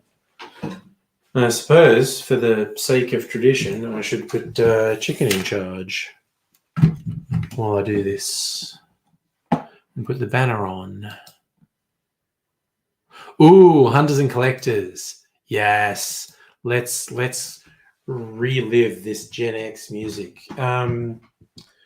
I suppose, absolute cliche, be throw your arms around me. But was that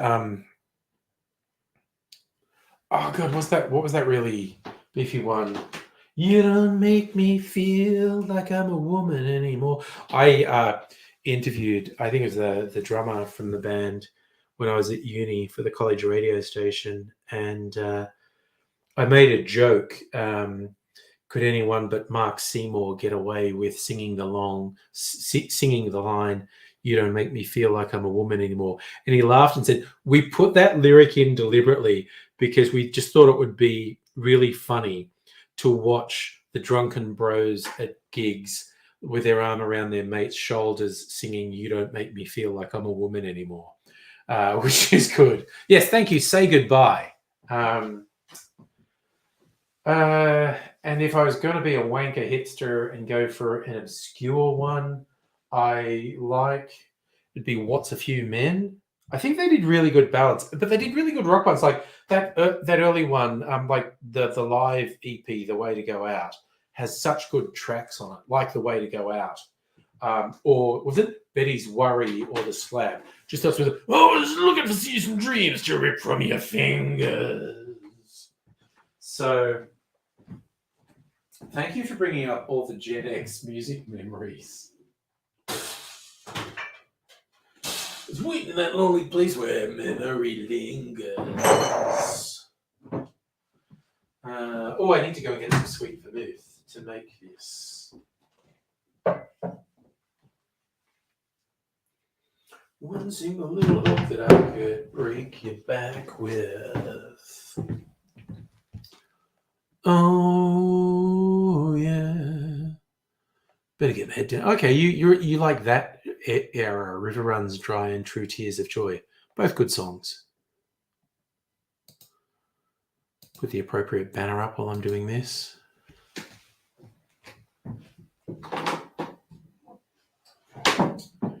It was kind of sad how they kept re-releasing versions of Throw Your Arms Around Me because they were sure it was meant to be a big hit. And they released so many different versions trying to make it radio friendly, and it never really happened. All right, I just got to go out for 30 seconds and get sweet vermouth.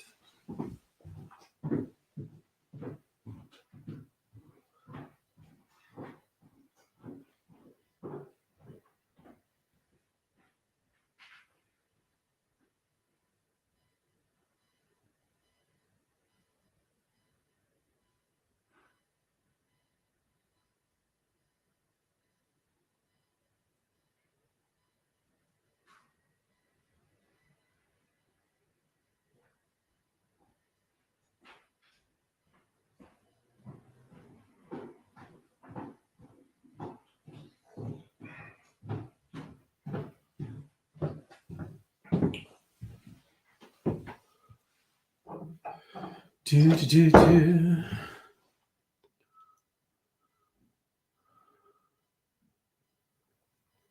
Did they actually use the River Run Dry for a big air mat? I don't remember that. That probably before I moved to Melbourne. All right, sweet vermouth. Where is my pisco? Oh, I should get some fucking Peruvian pisco, but where is my Chilean pisco?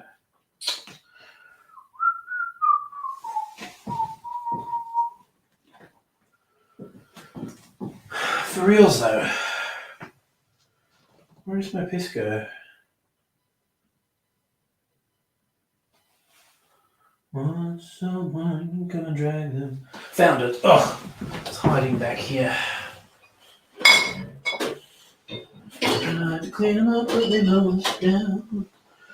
And the English could all look another way.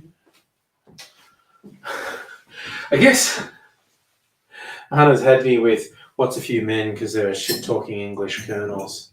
Because, yeah, fuck the English military.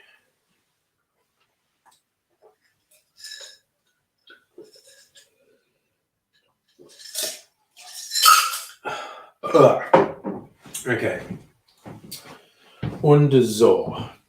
We're gonna make this one as pretty simple. Do-do-do-do. You don't make me feel like I have the 12-inch remix of Say Goodbye. It's not bad actually. Not a 12-inch remix with just cash-in gimmicks. And it's not like Hunters and Collectors were renowned for the concept of a 12-inch remix. But the one for Say Goodbye is okay. Right, Angostura bitters. Okay. I'll make it and then do the talky bit.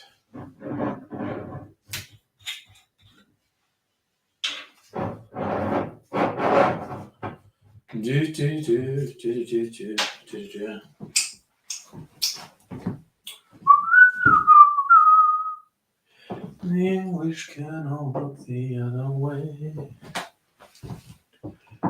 He said, what's a few men? Just being subjected to my really bad singing now. This is all your fault, Strictly Sega. Giving me fucking Gen X vibes.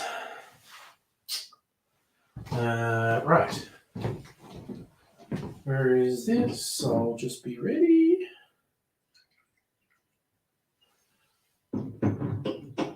Whoa.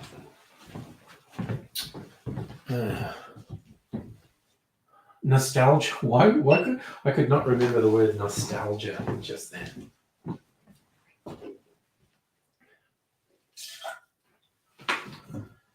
And the English can look the other way.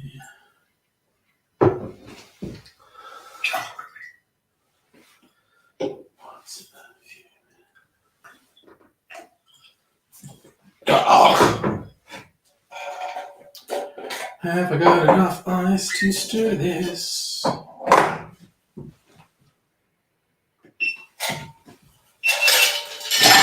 That's enough. I was thinking I'd have to go out and get more ice.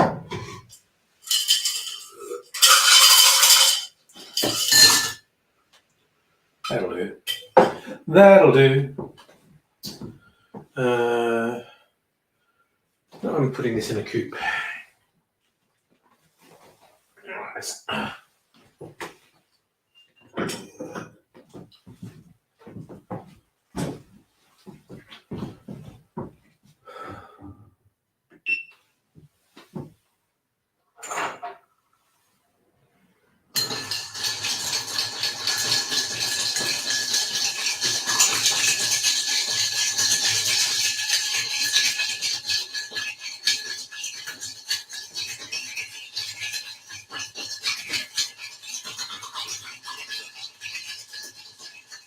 Should be enough.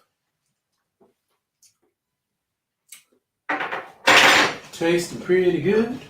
Just make sure this glass is lined up. We're all lined up. That'll do. And we strain this in.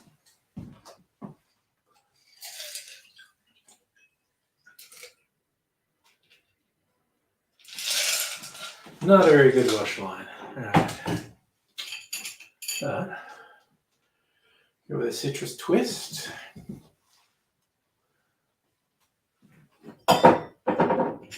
And the cherry. All right, that's that done. The making of. That was weird. Just enough battery. Stupid thing. All right. Oh. All right. Turn this on. Put these lids back on.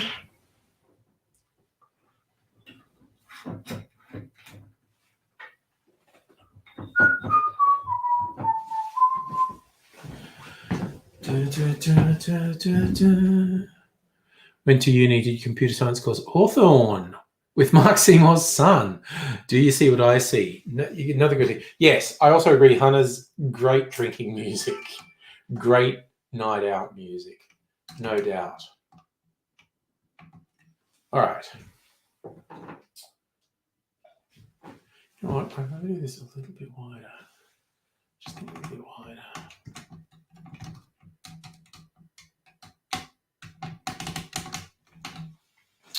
Okay.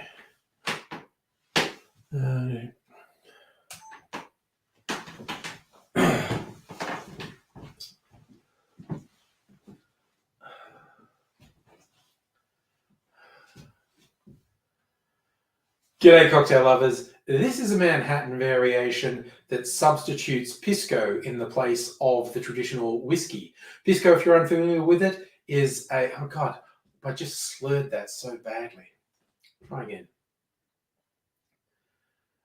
G'day, cocktail lovers. This is a Manhattan variation known as El Capitan. It substitutes Pisco in place of the usual whiskey. If you're unfamiliar with Pisco, it's a great brandy from Peru. Or, you know, it could be from, oh my God, Chile. Christ, my fucking brain. All right, take 3. G'day, cocktail lovers. This is an El Capitan, a Manhattan variation that substitutes Pisco in the place of the usual whiskey. If you're unfamiliar with Pisco, it's a great brandy from Peru or Chile. I'm not getting into that argument. Yes, I am. My accountant's Peruvian. If I say it's Chilean, he'll kill me. So a Peruvian...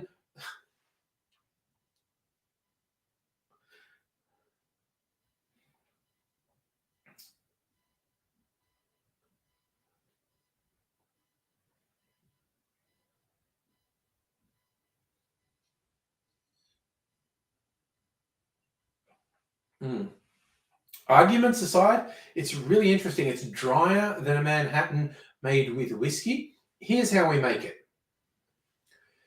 In your mixing glass, put 2 ounces or 60 mils of Pisco. Add to that 1 ounce or 30 mils of sweet vermouth, and then just 1 dash of Angostura bitters. Add ice to the glass, stir that for 20 to 25 seconds to chill and dilute the drink, and then strain that into a chilled coupe. And for garnishes, I'm using a twist of orange peel and a maraschino cherry on a skewer.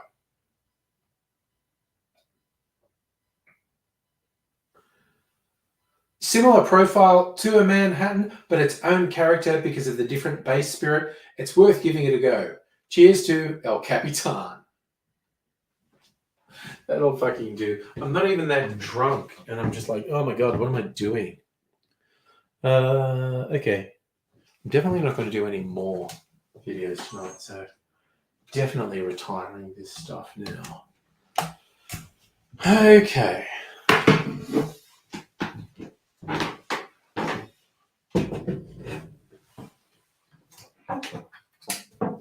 Let think what other music was I listening to?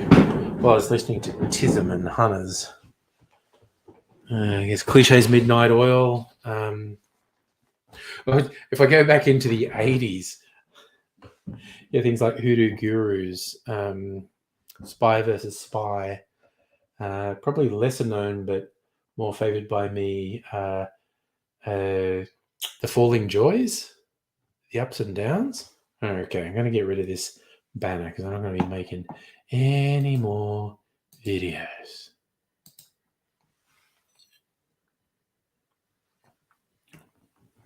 Yeah, that's quite nice.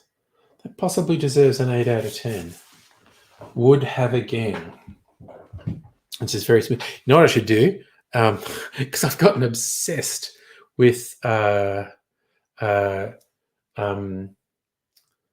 sherry in cocktails. I should do that and split between sweet vermouth and sherry. Oh, good. You know the Falling Joys too. Take it home and lock it up. Again, the one lyric that gets me in that, again, Susie Higgy is one of my unresolved 80s crushes, 80s/90s crushes.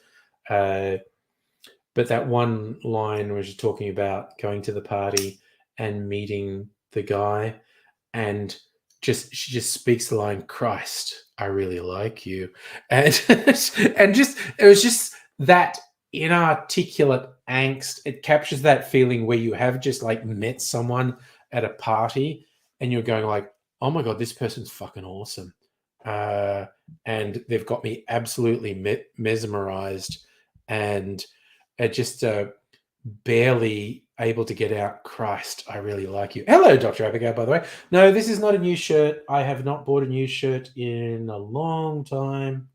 Months, maybe 6 months. I am sticking to my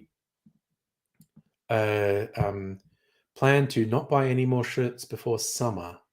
Because I'm also thinking the main target audience on these sites that sell these is the Northern Hemisphere. And so as we go into our summer, which is the Northern Hemisphere winter, these shirts are going to get cheaper because they've fully got another 10, 12 designs I want. It's just the nature of, I literally have 40 plus of these shirts. So this was probably in the last lot that I bought, but it's neat. It's like mostly black and white, but with little bits of red. Like there's a cherry in a martini glass, and there's like a strawberry there. I don't know. Did you not know the Falling Joys were Aussie? Oh, they were. They absolutely were. You had a compilation tape you called Wiggle and Sweat. Yeah. The Falling Joys were extremely popular on the college radio station I worked on, and we got them to play a show, and I got to interview and sit with them. Nice people. Did great music. They added an extra dude to the lineup after the first album, and he shared the vocals on, I don't know, maybe their second best song, "You're in a Mess." Locket is definitely my favorite, but this one, "You're in a Mess," which was a great one. Oh God, Dr. Abigail, you had a nap at 4 a.m. and you've just woken up, and Safa's rocked in too. And yes, Strictly Sega, we've been keeping each other company. A few more people joining in. It's good. A quiet night's fine as far as I'm concerned.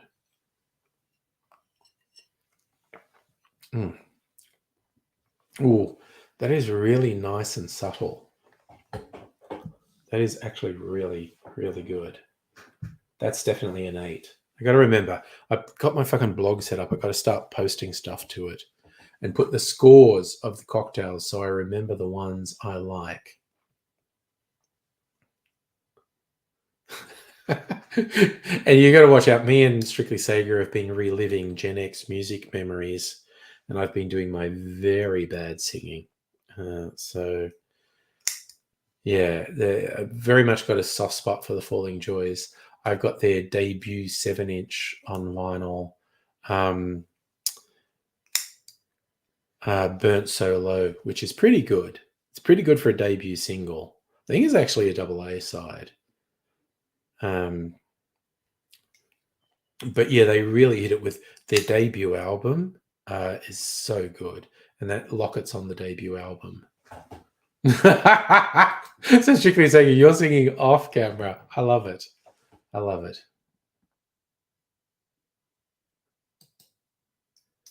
Oh, I'm not saying Strictly Sega is a millennial, but he's bringing up a bunch of Gen X music. So 80s and early 90s music. And I'm really getting into it. 43, you are definitely Gen X then. That's young Gen X.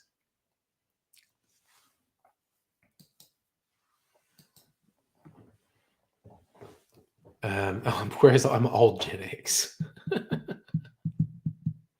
About 15 years between us. We're at the opposite ends of the Gen X spectrum.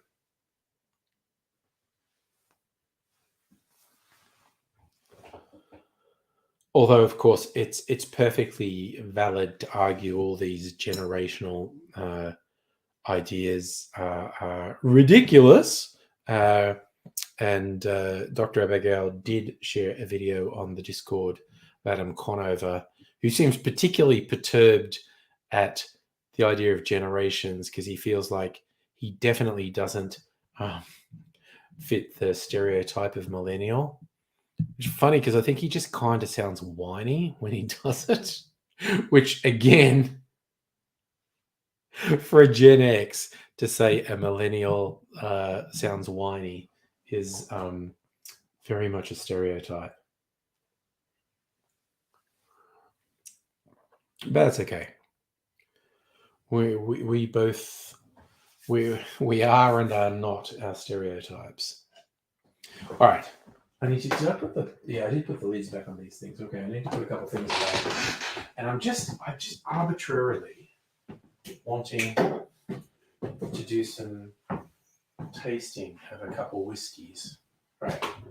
Put the biscuit away. You go back there. With the brandies, you might as well stay there. You can go back with the bitters.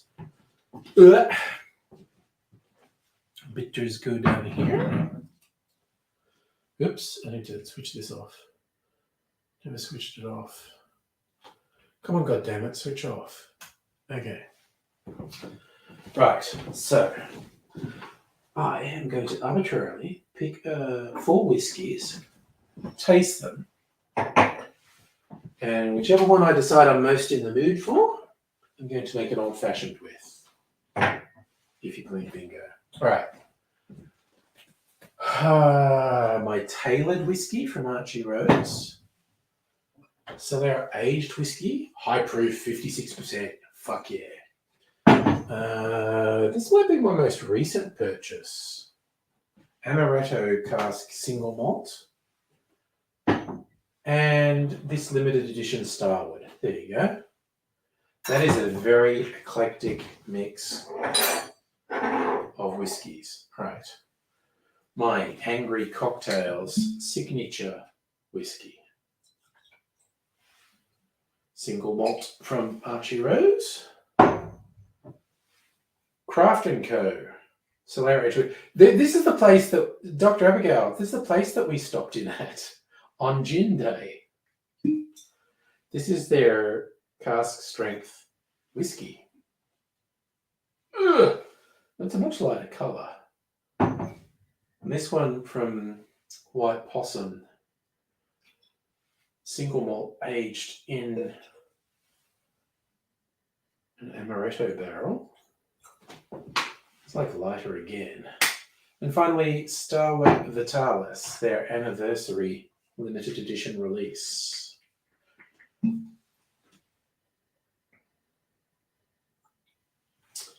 All right. Let's. And now I'm going to be a whiskey wanker and give tasting notes. Ooh, It's like a mix of chocolate and coffee aromas. Mm.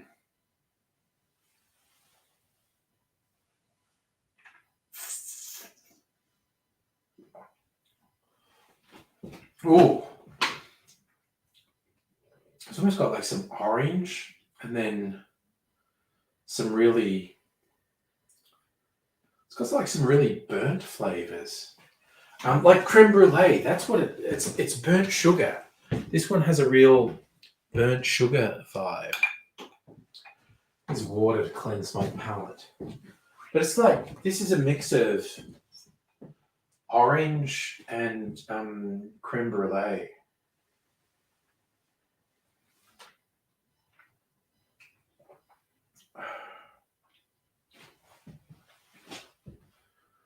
Ooh, that's a really sort of heavy, earthy whiskey flavour.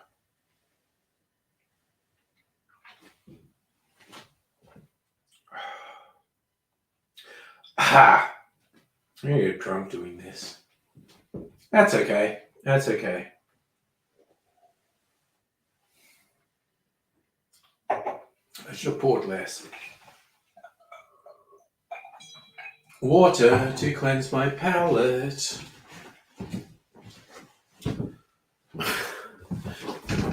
Oh! What's that from Mrs. Angry? Sorry, I have to disappear for just a second.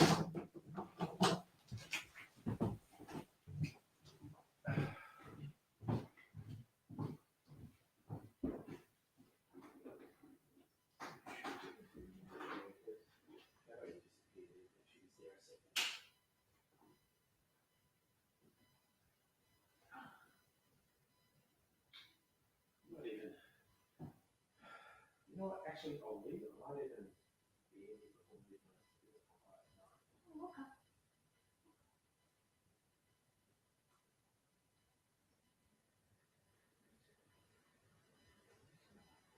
I literally just had a sip of whiskey.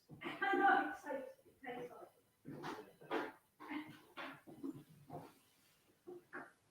So you want me to close this or close it? Yeah, close it.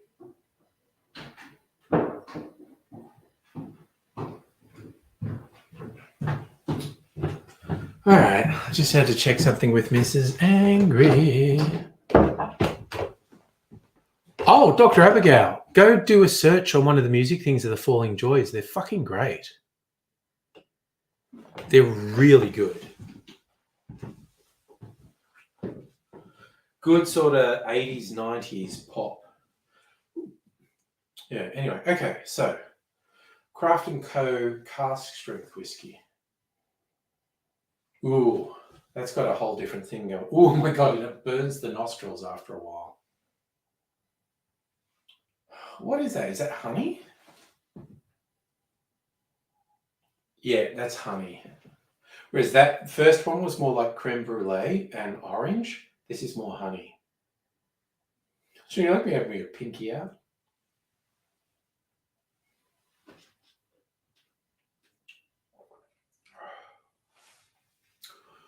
Ooh.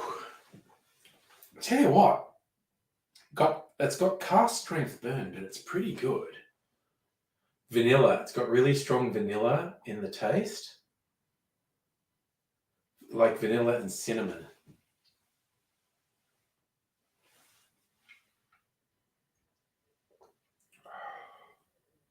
Ooh. Ha! That's not really, God, you're a hardcore whiskey person if that's a neat sipper for you. Ooh.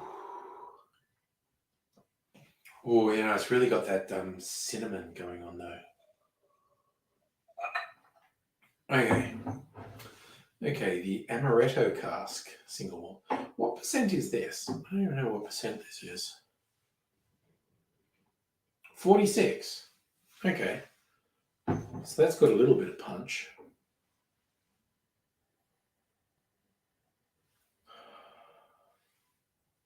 That kind of smells like raisins. That dried fruit smell. Yeah, it's like concentrated, sugary dried fruit.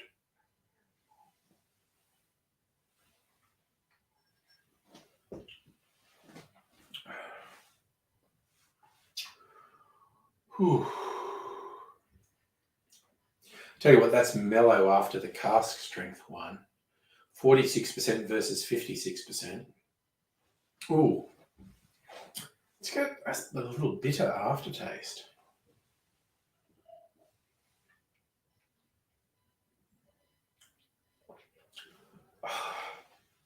And I suppose amaretto traditionally has an almond taste. Was it bitter almonds? Cyanide? All right. Finally, Starwood's Vitalis. Wait, what ABV is this? Shit, 52. That's a bit higher than I thought it was. More than 100 proof. Oh, what's that? That's like golden syrup. They all smell sweet, but slightly different sorts of sweet. Yeah, that's kind of a molasses golden syrup sort of smell.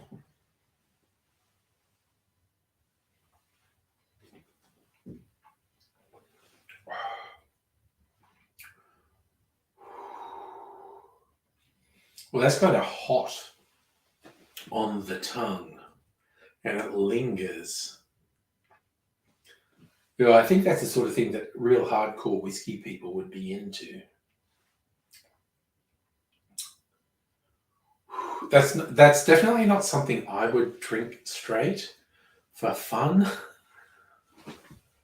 Maybe I'll make an old fashioned out of it if I can freak people out.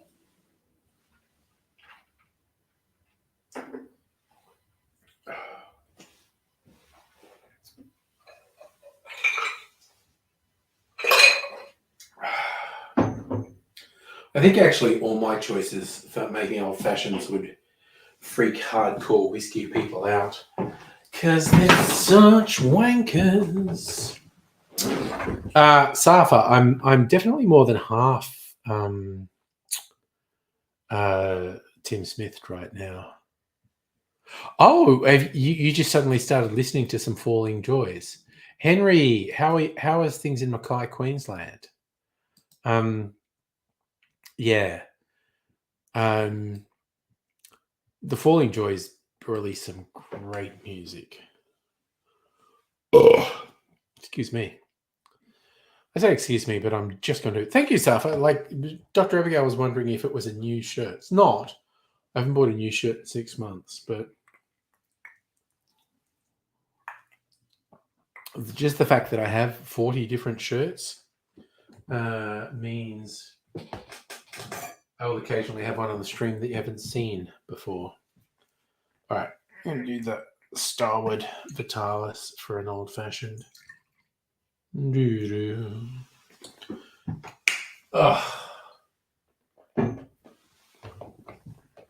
I'm just going to put it in the glass, actually. Can't be bothered doing anything else. Okay. Where is... There you go. You got my brown sugar syrup. Spiced apple brown sugar syrup. Just put a little bit of that in. A little bit more.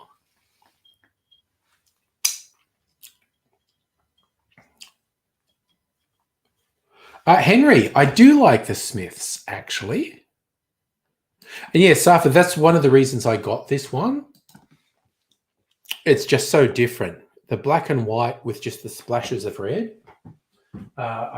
It's arguably less flamboyant than a lot of the shirts. And I liked it for contrast.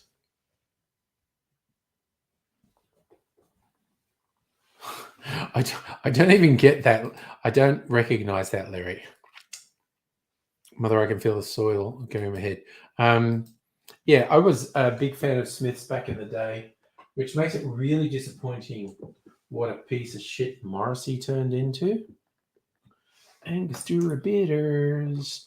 And that's how we make an old-fashioned. And I'm just going to put the orange peels in there. And another orange peel. Because fuck it, why not? And I'll just use the cherry on a skewer to stir it. I still think the Smiths' high point was "There Is a Light That Never Goes Out." And if a double-decker bus kills the both of us, to die by your side, well, the pleasure, the privilege is mine. There's this really funny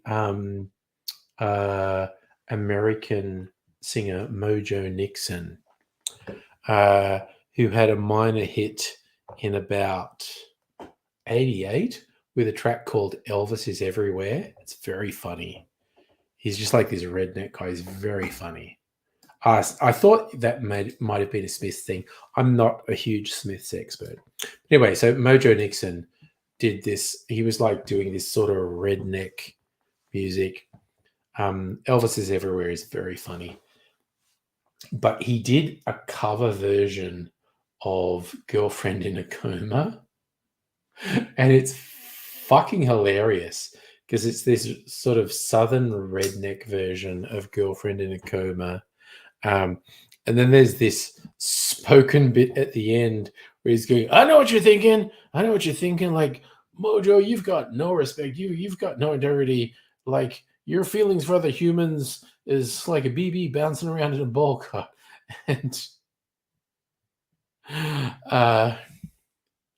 And then he says, don't blame me. The song was written by Morrissey, that guy from the Smiths, who's a vegan. And then he just starts singing how he's the anti-Morrissey because he eats meat and farts and fucks and whatnot. And it's very funny. It's really Charmed. Oh, okay. The Charm theme was How Soon Is Now. I am human and I need to be loved just like everybody else, yeah. And I never really listened that closely to the lyrics, and I always wondered why it was called How Soon Is Now. But there is a lyric. It says, "You say you want to happen now, but when exactly do you mean?" Oh, are you not a Charmed fan, Dr. Abigail? Or was it just it being played over and over that was too much for you? And wasn't it the guy from Psychedelic Furs did the vocals for the version that was on the Charm soundtrack? I fucking love the Psychedelic Furs too. Oh my god. I'll do it. Look, I'll do it. The YouTube music has probably got my fucking 80s mega mix in here. Where is it? It does various mixes for me. Okay, Super Mix, Mix 1, Amy, that's a modern one. Amy Shark, Hilltop Hoods, Thelma Plum, Tones and I. Here we go. That's the Gen X one, New Order. Okay.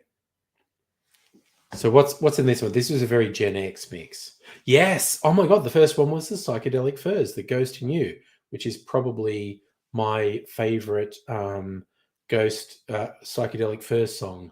Inside you, the siren. Oh my god! And then the second one is There Is a Light That Never Goes Out. Oh my god! Oh Jesus, this is fucking wild. This is so perfect for me.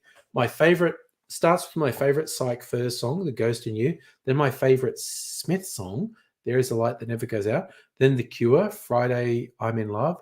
Fiction Factory, Feels Like Heaven. That's a great song. Ceremony by New Order. That's another good one.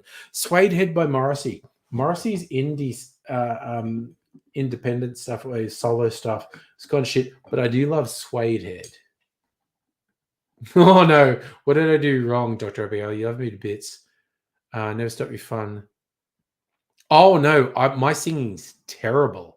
My singing fucking sucks. I will not defend my singing for a moment. My singing is fucking terrible. Oh, Henry Darr. Okay, Kate Bush. And I did have a crush on Kate Bush, definitely. And there's been so many good versions of Running Up the Hill. Kate Bush's original version is good. Yeah, see, Strictly Sega, you and me are trash dudes just singing the songs and whatnot. There's two really good versions of Running Up That Hill cover versions. There's one, Meg Mac does one, and I swear to God, when she sings the line, "If I only could make a deal with God," I just feel it. I feel like she really wants to make that deal with God. Um, she is so impassioned when she does it. And then there's also, oh my God, what are those guys? The '90s emo guys. Their version, which is very, and because it's so downward. If only could make a deal with God, and oh Christ, I have I've had too much alcohol to remember them. Thank you, Dr. Abigail. I knew someone Placebo. I do love Placebo as well. They do good stuff. Their version of Running Up That Hill, I love because that's a classic sort of '90s Gen X ironic detachment. If only could make a deal with. It's good, and also the clip. Their fans all recorded little bits. Very good, very fucking good. Henry, are you bringing up Flock of Seagulls? I ran so far away. Okay, Simply Red were a fucking cover band. That was, I didn't realize literally everything Simply Red released was a fucking cover version. I didn't realize that at first. But every Singly Red ever released was a fucking cover version.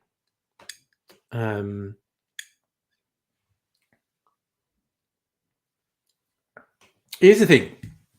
Every now and then you get a thing where you think a joke's really funny, and then you realize it's actually fucking over a marginalized group. I saw an interview with the lead singer of Placebo, Brian Molko, and it was very funny. And somehow they got booked on some heavy metal festival, and the heavy metal crowd was kind of angry at them when they were playing. And Brian Molko was going like, when the crowd's booing them and stuff, and he's going, "Shut up! I'm working. This is my job. You're like booing me when I'm at my job. I don't come around when you're working and knock sailors' dicks out of your mouth," which I always thought was fucking hilarious when he said it. But then it's derogatory to sex workers, and I have friends who are sex workers, and I don't wish to be derogatory towards them.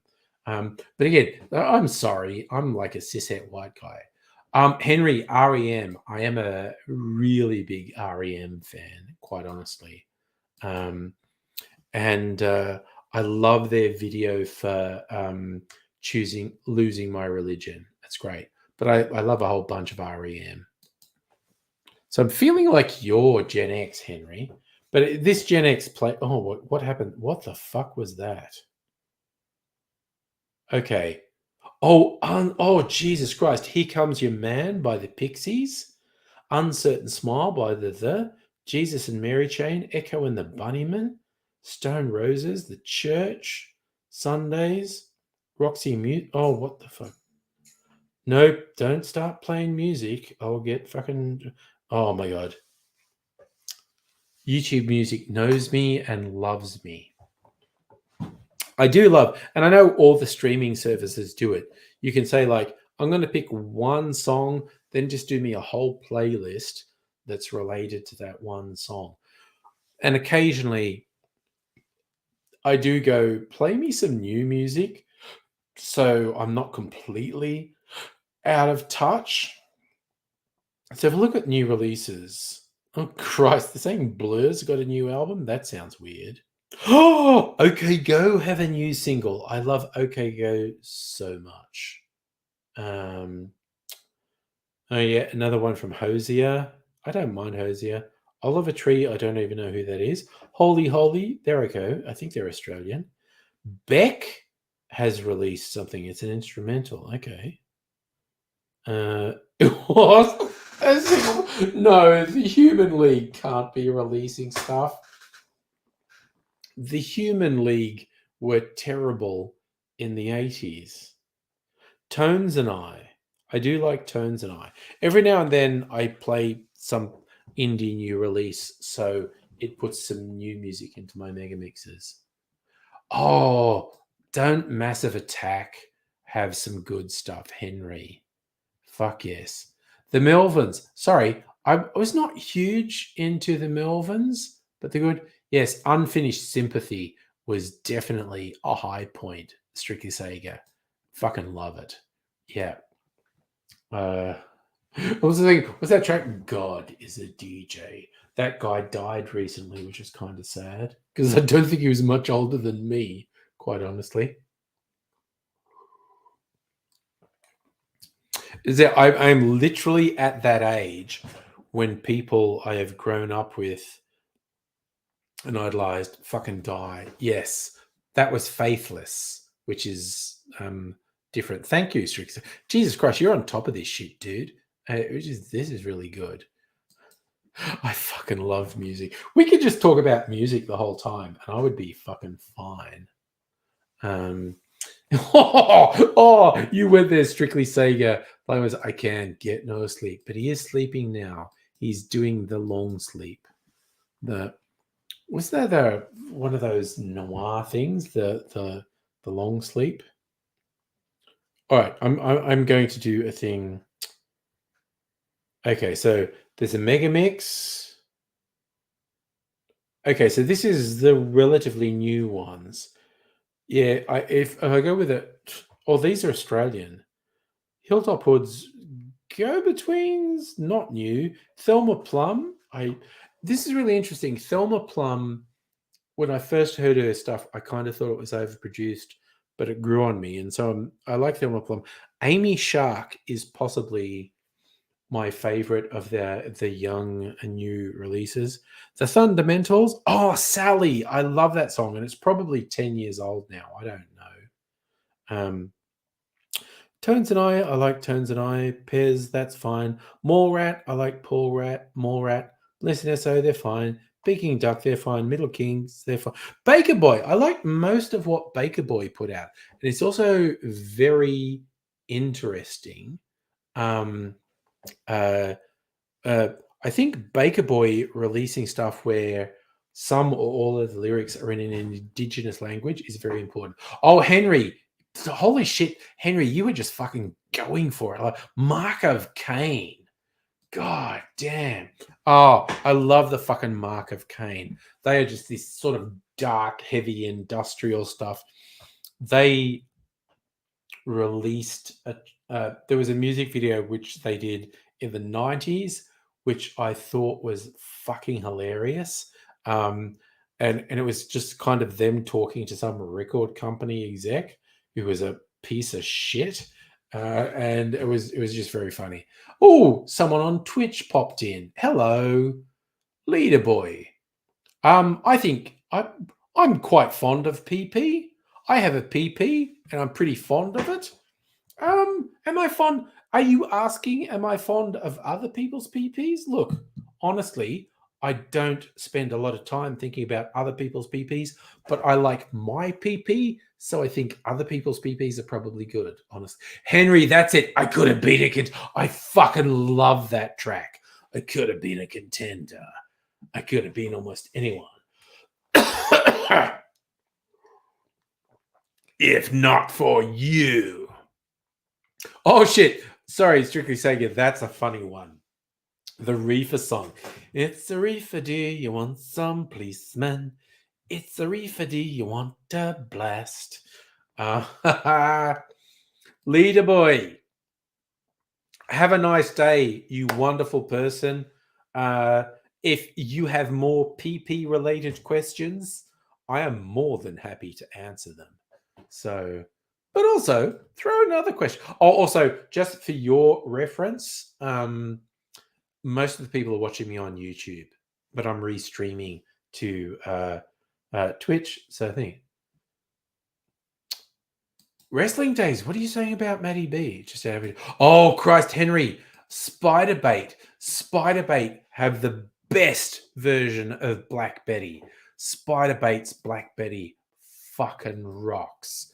If you've never heard it, I implore you, go to whatever music service you listen to or YouTube and get our Spiderbait's Black Betty. It fucking rocks. Leader Boy. YouTube. Sorry, Leader Boy. I'm Angry Aussie on all the platforms. So if you want to join on YouTube, it's Angry Aussie, and you'll see the other people commenting on there. It's a quiet night tonight. There's just a few of the pals. This is just a hangout with friends and whatnot. Yes, Henry, I thought you'd agree with Spiderbait do the best Black Betty. Also, just a fun thing, friends of the stream, a very funny AIDSy story, which is in Code Grey. He said like the weirdest gig he ever had was a really rich guy in Darwin paid him to perform, and it was just him and his wife and his son, and he'd also paid to have Spiderbait play there. And there's a bit in AIDS's stage show Code Grey where he's saying to Cram from Spiderbait, "Is this the weirdest thing you've ever done?" And Cram says, "Yes, it is." Leader Boy, thanks for joining us. Okay, just for your reference, Leader Boy, you stumbled on us on Twitch, and I fucking love that. I used to do a whole bunch of stuff on YouTube. I've been on YouTube since the very early days, but COVID changed things for me. And for the last 3 years, I've just been doing like live streams that are just hangouts for friends with people trying to stay sane. So that's what we do. And Friday night is party night. We just keep going. I do streams a few nights a week. They usually go for about 2 hours.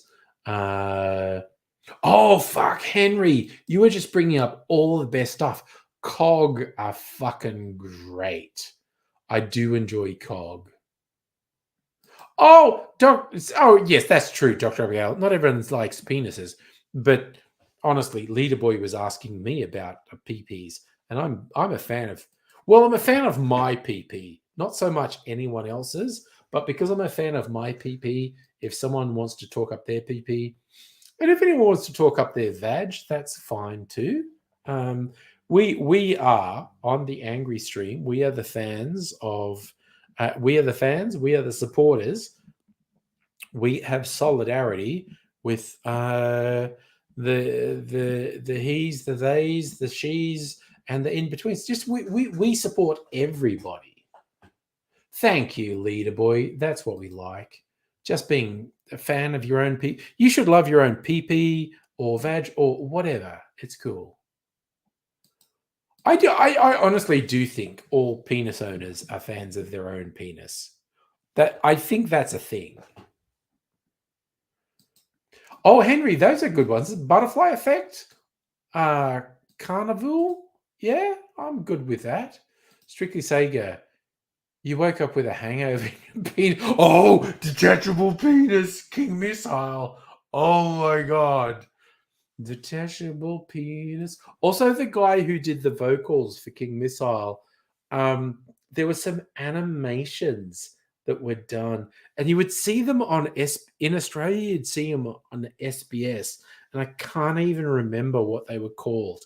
But there was this really funny thing, because they were all just this fucking stoner shit. And there was one where it was like, I took part in a thing where we were protesting against people who take drugs, and there's all these, and in the animation, there's all these people who seem like stoners, but they're apparently protesting people who take drugs, and you're thinking, this doesn't seem right. And this went on for a while. They went, yeah, I had some drugs, and someone took them, and that wasn't cool. So we all wanted to speak out against people. And so it wasn't when he said they were opposing people who take drugs, they weren't opposing imbibing drugs. They were imposing people who take your drugs so you don't have your drugs anymore. It was good. And I'm not at all surprised, Dr. Abigail, you've met people who were getting rid of their PP. Yeah, and that's the thing. And that's another thing on the Angry Stream. We support everyone, the cis, the trans, the people who are in between, the people who have a gender identity that doesn't match the old conservative traditional ideas of what genitals they have, the people who are changing what genitals they have, the people who are keeping the genitals they have, but are not being bound by these old ideas of gender identity. We are supporting everyone. Basically, if you're not a dickhead, we are going to support you. So that's the thing.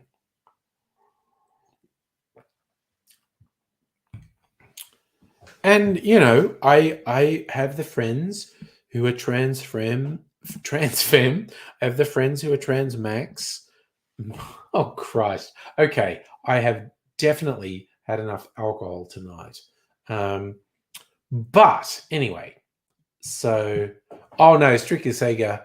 I'm also a dickhead, quite frankly. Cishet white male, look out. But no, I'm supporter of my friends who are trans femme, trans mask, and non-binary. And also, ooh, leader boy, excellent question. My favorite cocktail is the old fashioned, which is what I have here, which is spirit bitters sugar. Most people think an old fashioned has to be whiskey, but it doesn't have to be. It's just spirit, sugar, bitters. This one happens to be whiskey. The Starwoods Vitalis limited edition. I love that you knew straight away what my favorite cocktail was, Strictly Sega. Definitely. Yeah, you love the old fashioned. So, Henry, feel of, I don't even know what that means. But yes, my number one cocktail is the old fashioned. The default one is whiskey, but you can make old fashions with any spirit. It's spirit, sugar, bitters, and it fucking rocks. Leader boy, you're going to turn 18 in August. Oh, my friend. Okay, so this is on my Angry Aussie channel. I also have a cocktail channel on YouTube called Angry Cocktails. So, not look to be fair, not that I want to compel people to drink alcohol, which is why I do have actually some non-alcoholic drinks on my cocktail channel. I don't wish to pretend that alcohol does not have social ills and does not have problems.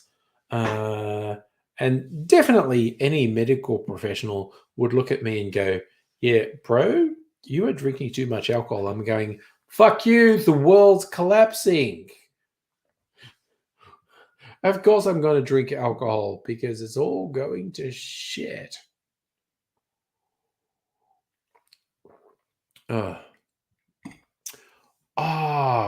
Keep me posted on Barbenheimer, Dr. Abigail. For those who don't know, Barbenheimer is seeing the Barbie movie and the Oppenheimer movie on the same day. Maybe having a break in between to have some food.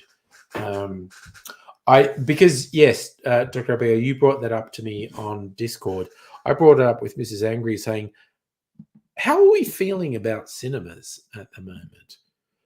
Because our date nights, we used to regularly go to movies, but you know, COVID, the whole idea of being in a closed space with people in recirculated air. But we might do it again. Literally, the last movie Mrs. Angry and I saw in a cinema was Dune Part 1. Dune Part 2 comes out later this year. And so I did actually float it with Mrs. Angry. Should we go and see Barbie and or Oppenheimer? Or I'd kind of had in my head, maybe we should go and see Dune Part 2. Because the last movie we saw in the cinema was Dune Part 1. And Dr. Abigail, when you were throwing in the thing about going to see fucking IMAX, oh shit, Leader Boy, what do I like to eat while drinking? Excellent question, Leader Boy. Excellent fucking question. I am going out tomorrow night, so there won't be a stream tomorrow night. I'm doing date night with Mrs. Angry. So I'll be going to a venue that does nice cocktails and nice food. I do kind of feel like salty stuff with the alcohol. Sorry. Also, Henry, while I am drinking and doing, my brother, I am 100% with you. If when you have seen alcohol fuck up your family, you choose to not drink. I am solidly behind you. I am a huge supporter of you and your decision to not drink because you've seen alcohol fuck up your family. I refuse to pretend alcohol is not a social ill. My dad was an alcoholic. It was not fucking good, quite honestly. So Henry, regardless of the fact I'm drinking booze, and I'm definitely Tim Smith at the moment, but I'm 100% in support of you. And if anyone ever fucking pressures you to try and drink alcohol, I will be on your side and I will fucking fight them, man. I will fucking fight them. When someone chooses to not drink alcohol, pressuring them to drink alcohol is shit. But just going to food, cheese. Dr. Abigail and I have been to what is probably my favorite bar in Melbourne at the moment, the Gin Palace. Their cheese platters fucking kick ass. Absolutely astonishing. Their drinks kick ass, but their cheese platter also kicks ass. And I haven't done it for a little while. I kind of feel like I need to. I didn't just do it with you, and I hope you don't feel like I'm cheating on you, Dr. Abigail, and whatnot. But I've had like my sister and her husband visit, and I took them to the Gin Palace, and they go, "We should get some cheese to go with these drinks. It's good." Leader Boy, what are you saying? No, there won't be a stream tomorrow because I'll be out.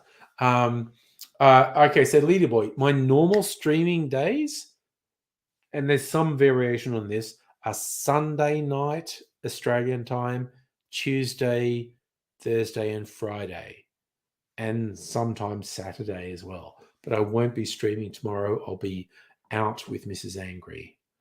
I do hope you can join us, my friend, because we tend to have fun. The Holy Brie. I mean, honestly.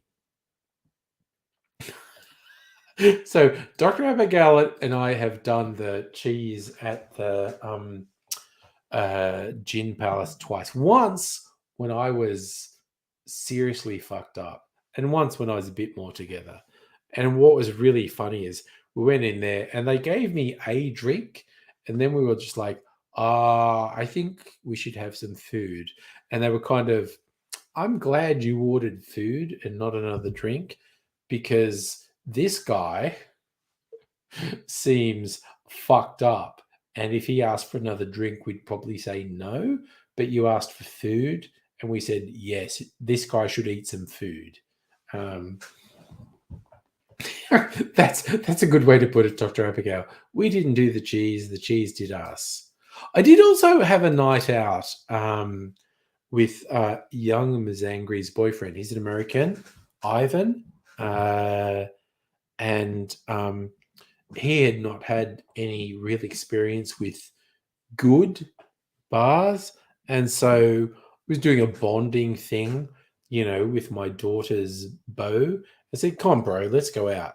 And one night we did the Tiki Bar, Luau, the Gin Palace, Bar and Pier, and another one which is new and I can't remember the name of, but it's linked to the Gin Palace. It's basically 4 bars that are within one city block of each other. So we did do some food, we did do some drinks. It's good.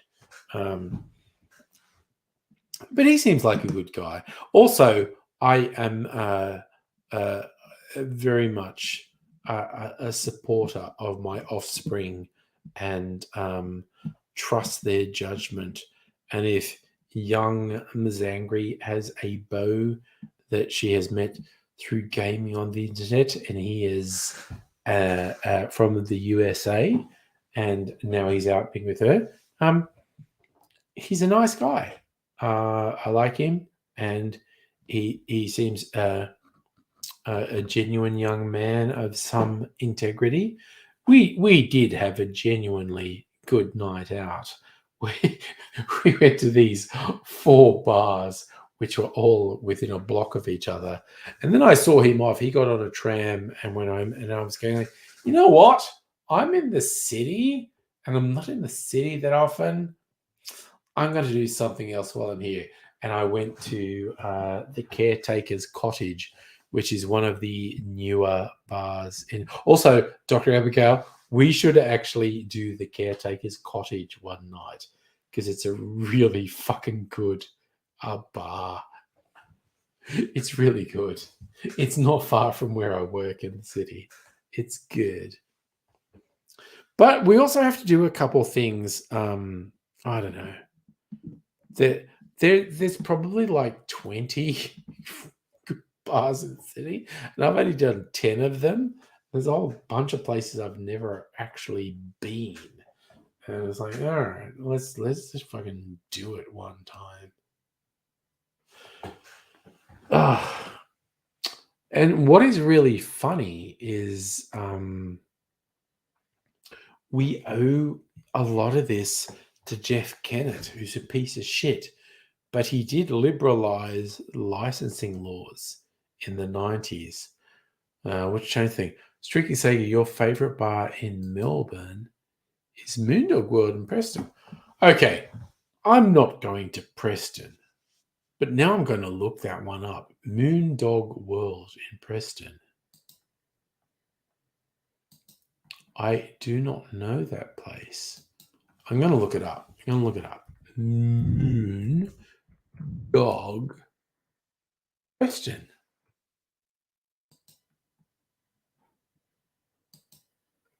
Craft brewery. Oh yeah, Moondog is beer. Okay, I get it. Yes, I've heard of that. Okay, that's cool. I don't drink beer, so I'm kind of into cocktails. Ooh, what is their cocktail menu? I'm gonna look at their cocktails. Cooler. Blood orange, fig lime, agave, passion fruit, yellow peach yuzu, vodka, aperol, vodka, coffee liqueur, tequila, pomegranate, aperol. That's okay.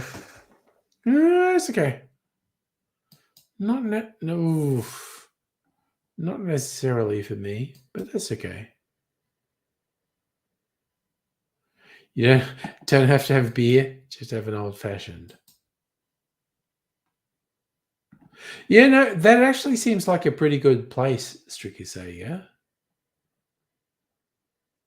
Yes. Okay. No, Dr. Abigail, we'll have to do it another time to go to that particular venue because it's good. Free pinball. Strictly Sega, I do like the idea of free pinball. That sounds pretty good. Caretaker's Cottage is good. I've been there a grand total of maybe 3 times. They're very good though. Like those are the good bartenders you can say, okay, here's the thing I like. I like this, this, and this. Can you make me a drink that's in line with those things I like? And they will fucking do it. It's cool. It's very good. But again, another time we need to get Kirsten here, and we need to go to whiskey and ailment for some classy drinks. And then we need to go to the other one that she likes for just getting fucked up. Yes, that is a really good analogy, Strictly Sega. An old-fashioned cocktail is kind of like testing a pub for its schnitzel. It's also like testing a pizza place for their margarita. An old-fashioned cocktail is the simplest cocktail. Schnitzel is the basic pub food. A margarita is your basic pizza. It's all good as far as I. So okay, I'm also just looking at the time. Okay, it's just after 11. That's good. Freezer martini. Sorry, I'm just looking at various things. All right. Cherry. Another cherry. But take cherry off that. Put it on this. All right. So put that in there. Oof. Yeah, here's the thing. Strictly Sega was saying about bartenders want to have the freedom to share what they know. Bartenders don't want you to just say, "Oh, surprise me." But what bartenders want is for you to say, "I like this. I like this, and I like this, and I like this." Given that knowledge, what would you like to make for me? And the bartenders will either go for something off their menu or they will create something for you. And that's the thing. Like if you want to be on the right side of bartenders, don't say weird random shit like surprise me or what do you like? Tell a bartender what you like. You say, I like this drink. I like this drink. I like this drink. Or even just say, I like this style of drink. I like this style of drink. And they say, so knowing this about me, what does that tell you? What do you want to make for me? And a good bartender will go, yep, okay, I've got something for you. Bam. But don't say dumb shit like say to bartender, oh, what do you recommend? Just say no. Tell them what you like. Tell the bartender what you like. And they will do it. All right. All right. I got a bunch of shit here. I am our standard measurement of how fucked up I am is how Tim Smith's done it. I am definitely at this point 100% Tim Smith. Like I am fucked up. Right. So this is an old fashioned. This is a barrel aged old fashioned. This is a barrel aged liqueur. I might have a liqueur actually. We'll put the old fashioned. The liqueur is a little bit low. Oh, you know what I don't have? I don't have soda water. I feel like I should do a bit of this and some soda water. Do this. I feel like I should disappear a second and go and get some soda water. And maybe some chips. Man, I'm fucked up. 100% hungry. Oh, churros. Sorry. Dr. Abigail and I had churros a couple of weeks ago. It was pretty fucking awesome. Soda water. Oh my God. It's Strictly Sega. I am. Okay. You know what? Oh.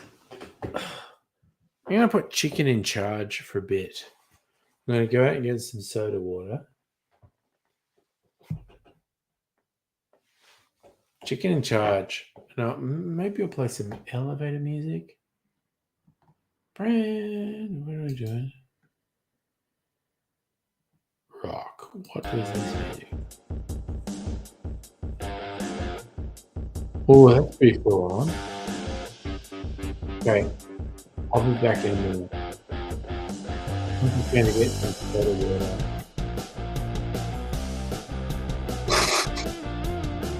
I'll be back.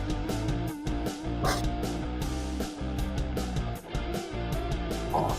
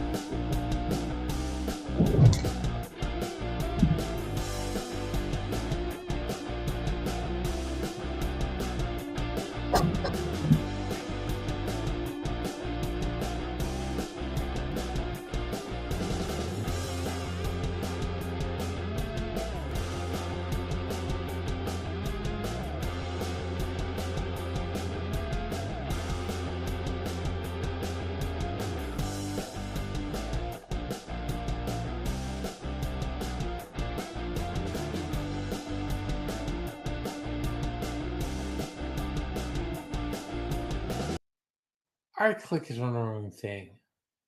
God damn. Hello, Kirsten. You're about 3/4 Tim Smith. I am 100% Tim Smith. Oh, nice. You caught up with your mentor, old boss, for dinner. That's nice. That's awesome. And I'm so you're 3/4 Tim Smith. I am definitely 100% Tim Smith. I'm very fucked up. I was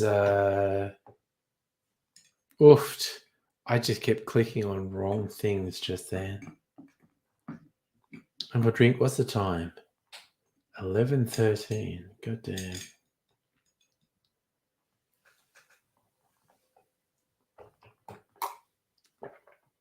Oh, that's so fucking yummy. Okay, that's my liqueur. I think you're adding some soda water to it.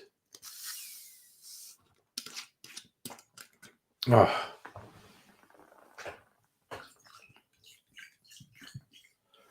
Add some soda water.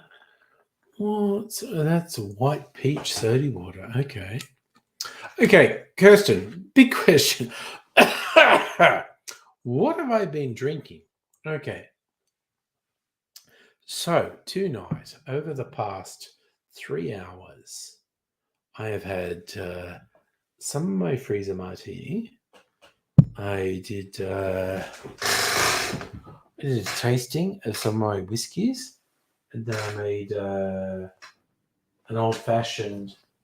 I chose the Starward Vitalis as the base for my old-fashioned.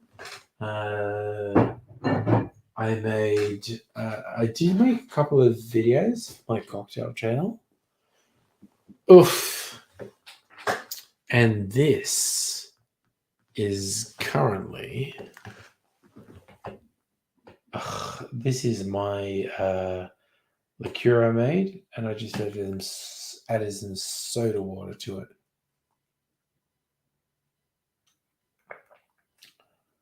Oh yeah, that's fucking good. God damn, that's fucking good.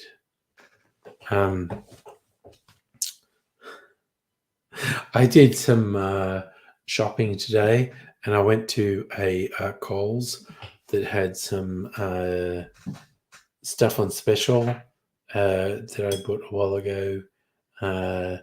They did still have some of the Brogan's Way gin at $55 instead of $85, but I'd already bought that, so I didn't get any more.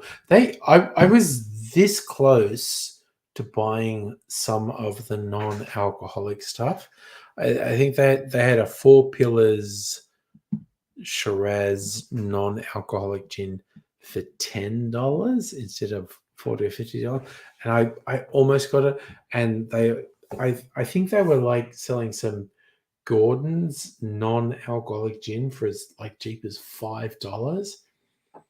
Oh, and I almost got it, but I didn't, because I kind of thought it's probably going to be shit. I probably won't like it. Oh, also, Kirsten, I don't know, you probably would have got this same email that I got from Starward, that in about a week they're releasing another limited edition whiskey, and the hints they were dropping about it is it's going to kind of taste like a cinnamon bun. And I was like, oh, God damn you guys, because I was being comparatively controlled and constrained with buying more stuff, because a couple of weeks ago I just bought a shit ton of stuff, and I was like, okay, I need to stop buying booze. But oh God, this teaser email from Starwood has made me go, God damn, I am probably going to buy this whiskey, because the way you're teasing it sounds really good. But I think that's not coming out till like the 26th or something. Oh yeah, Kirsten, you got that email? Yeah, it looks good, doesn't it? I've kind of been responsible, like, as I said, over the previous month, I have bought a shit ton of stuff, and it's like, you know what? That's it. I'm not buying anymore. And I was controlled. Various people were saying, oh, we just really, and I'm like, you know what? I don't need to buy anymore. But that teaser email from Starwood that arrived today, I was like, I'm not going to be able to resist. It will probably depend on price point. If it's too expensive, I won't get it. But if it's in a relatively reasonable price point, I'm probably going to get it. And I didn't mean to. I was I was not going to buy anymore. But, I don't know. They made this sound too good. God damn it. Oofed. Oh, yeah. So, Kirsten, just FYI for you, randomly, I did a taste yesterday. What did I do here? It was Starward with the Tarts, White Possums, Amaretto Cask Single Malt, Craft and Co's Solera Barrel Strength Whiskey, and my tailored. That's my tailored whiskey from Archie Rose at the Angry Cocktails tailored whiskey. And just for fun, I just did a taste of all of them, and I just kind of went, I'm going to make an old fashioned with a Tarlas because it's such an intense flavor. I feel like the hardcore whiskey wankers would be very upset that I use it to make an old fashioned. So that just made it more fun to make an old fashioned.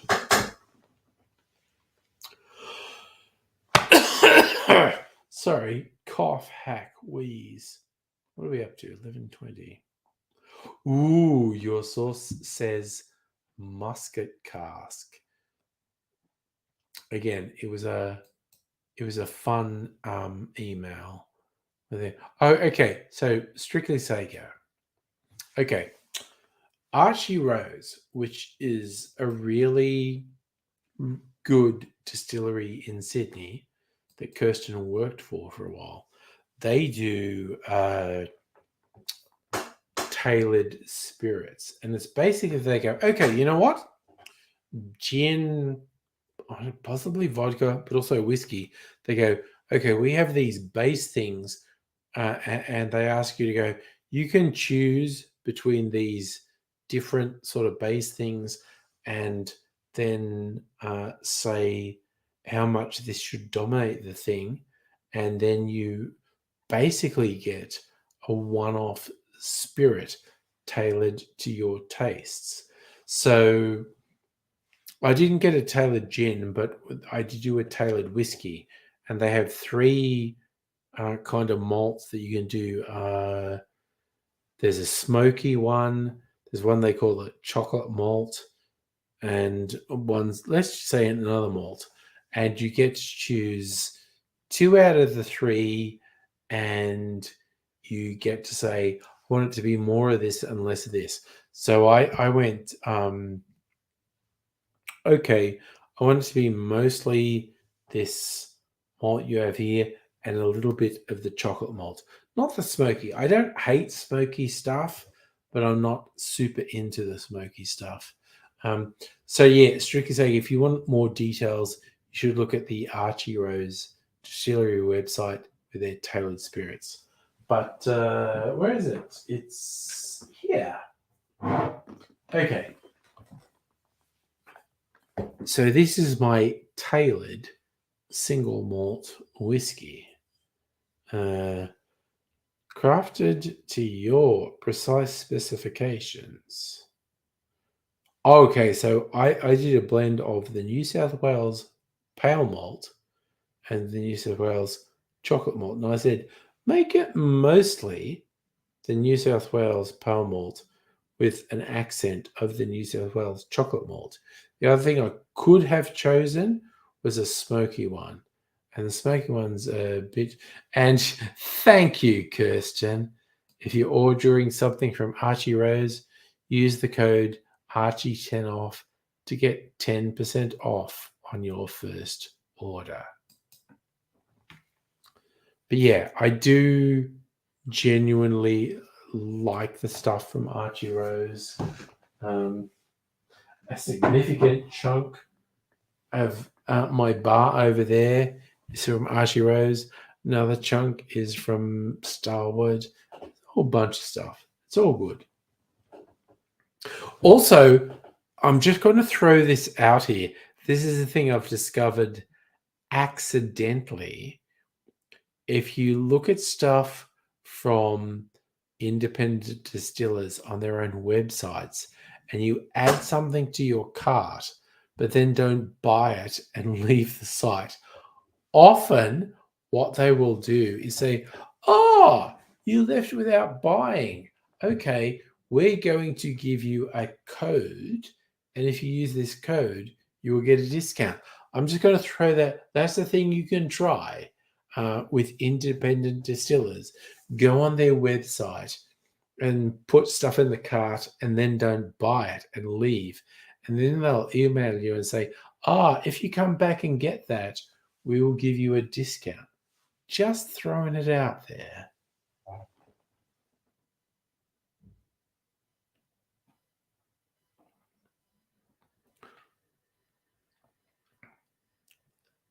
So, sorry, I'm just trying to get a thing here. Strictly Sega. Choice of strength? I don't know. Oofed.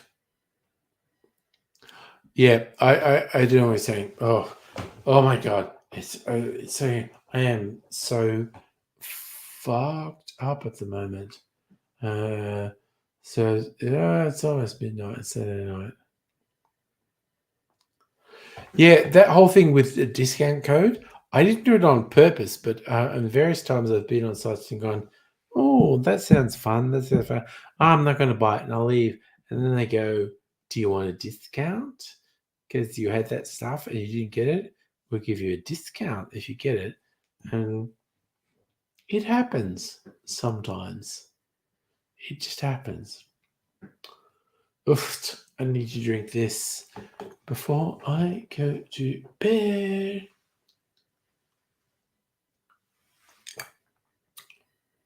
Oh, that's so fucking yummy.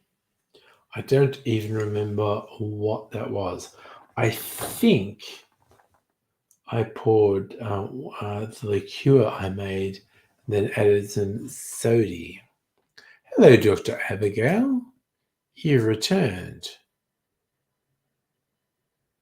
I didn't even know what Food Quest 2023 is because I am at a point where I am not very useful.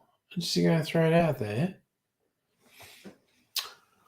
I don't wish to suggest that, I'm just not very useful, but arguably, I am not very useful. God, what's it? We're coming on midnight. Ugh. Everything's stuff here, and it's like, ugh. So yes, the standard angry stream measurement of how Tim Smith am I at this point. I believe I am double Tim Smith, and that's rare. That is actually rare that I'm on a stream, particularly prior to midnight, and I just go, yeah, you know what? I am kind of fucked up. Kirsten, you are always my source of questions and whatnot. I'm still waiting for Archie Rose to bring out their essential spirit for whiskey because I love the idea of sort of entry level Australian whiskey. So it's supposed to be, I don't know, sometime in the next couple of months where Archie Rose bring out their essential spirit whiskey because their essential spirit vodka is pretty good. Their essential spirit gin is pretty good. So I'm hoping their essential spirit whiskey is pretty good. I'm assuming it will kind of be on a par with Star Wars Twofold. Maybe the Ned whiskey? I don't know. It's a whole thing. That's it. The word fundamental, the fundamental spirits. Yeah. Josh Gregory saying on double Tim Smith.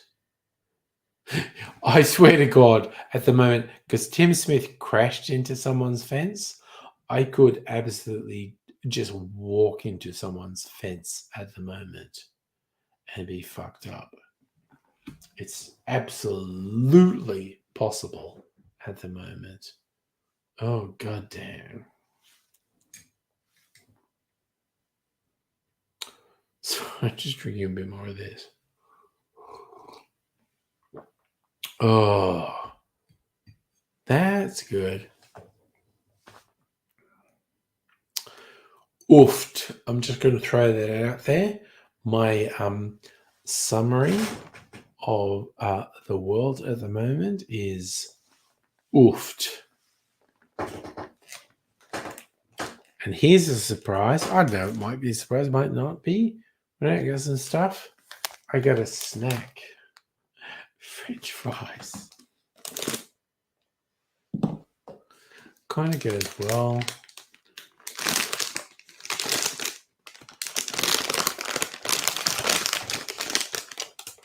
I feel like that's making a lot of noise. French fries.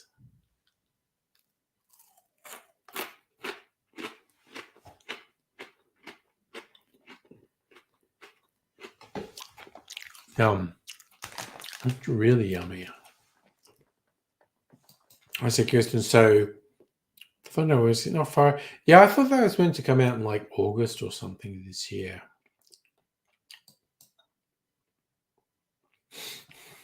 Oh, Dr. Abigail, I have so much snack food in the kitchen, both sweet and savory. I made a point of getting stuff. It's like, you know what, that's on special. I'm going to get it. I'm going to keep it in a cupboard. And I'm going to be kind of responsible with the amount I consume. Theoretically, it's all good. I went to earlier today. I went to a Coles that particularly had good specials, and I went to see if they had any new specials. They didn't. They did still have some Brogan's Way gins at really good prices, but I'd already got those, so that's okay. So I actually didn't buy anything today, which was honestly an effort of willpower on my point. So yeah, we'll keep with it.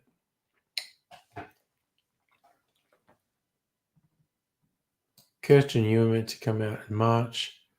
Archie, oh yeah, but they lost you, which is critical. And stuff like that. That's okay. I was kind of thinking their whiskey might come out in August. That's good. Here's the thing, Kirsten. Have you tried any of the Ned whiskies? Which I haven't, because I want to know what's a base Australian whiskey that's a good starting point. I've had Ned canned stuff like whiskey and dry and whatnot, and that was good. But when I think about base Australian whiskeys, I always think like Star Wars twofold is the whole thing. And it's true. We are only 10 days away from August. But yeah. So I don't know. I think the Neds people are okay. But I don't know how good they're basing. Yeah, I agree with you, Kirsten. At this point, Twofold is my entry level Australian whiskey. It's really good. Sorry, I'm just going to eat some more French fries.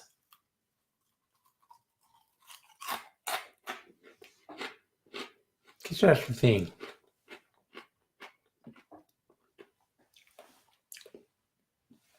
But I did recently a blind taste test with 16 whiskies,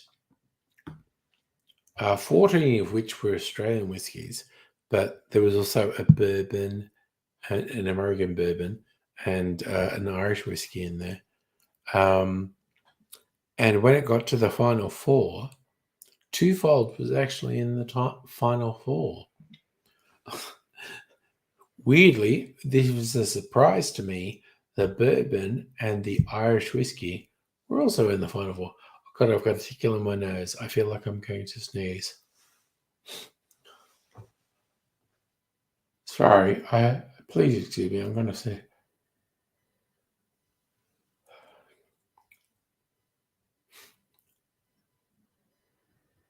Oh, that's so weird.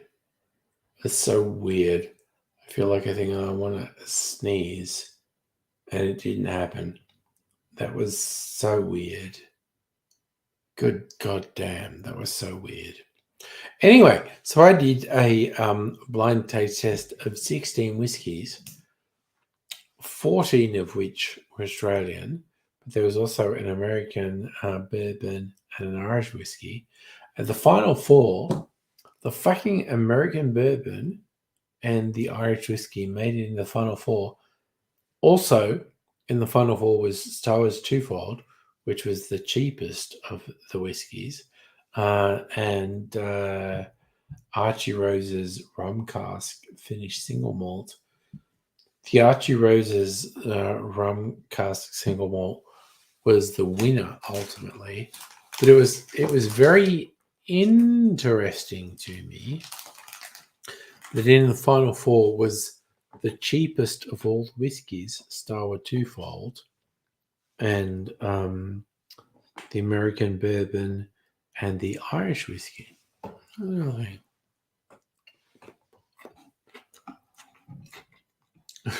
Strictly Sega, we don't even want to talk about how expensive my electricity bills are and my gas heating bills are. They're very bad at the moment.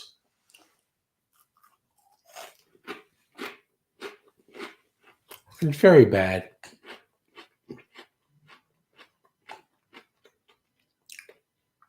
It's a whole thing. Even earlier tonight, I was trying to say to the members of the household, like, hey, keep the door to the laundry closed, because if the door to the laundry isn't closed, all the heat gets leached out there. And speaking as the person who pays the utility bills, that's bad, and I don't like it. So, it's all thing. Oh. God damn, that's really good. I don't even know what that is that I'm drinking. Hello, Mega Leech. By the way, your AC died again. Oofed.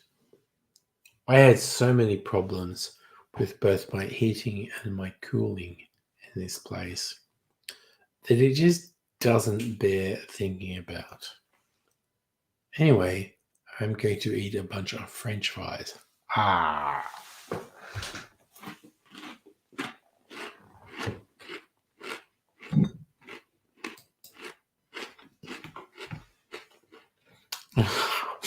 I'm just kind of feeling like, oh my god, that's so fucking yummy. I'm gonna have to sweep out the floors. I dropped. I can see a bunch of French fries. I dropped on the floor down here. Oh god damn! That's the whole thing. You know what? I don't know.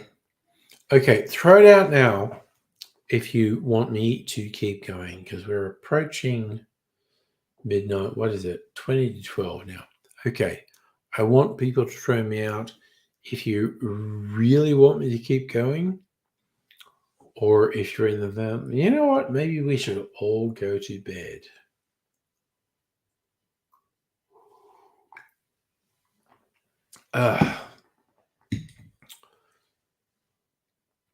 Oh, Kirsten, you want to eat chippies?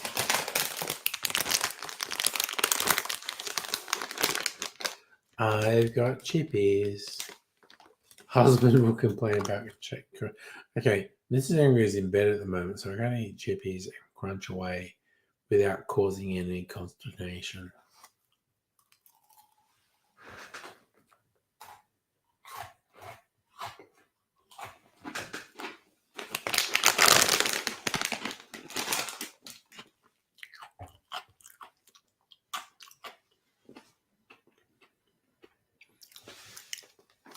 These are literally French fries, which I got because they were like half price at the supermarket.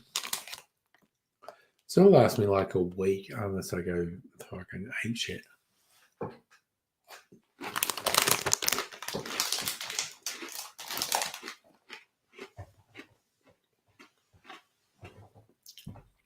Tricky thing, where are you watching 9:39? You're in like Western Australia. You must be in Western Australia. Oh, have a drink.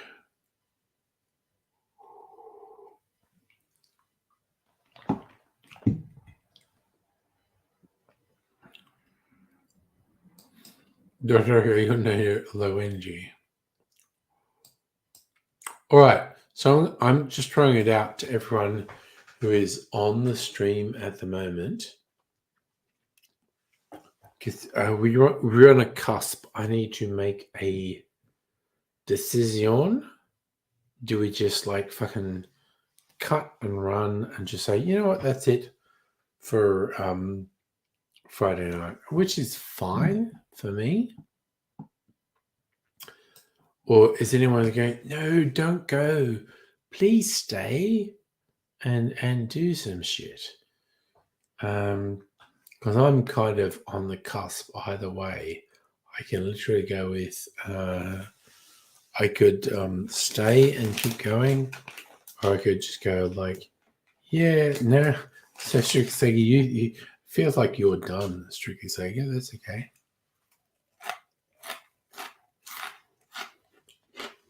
Okay, Dr. Abigail, if you want to join, that would keep me going, quite honestly, because we're at the point where I've been myself bridging. I am pretty drunk. I am definitely pretty drunk. And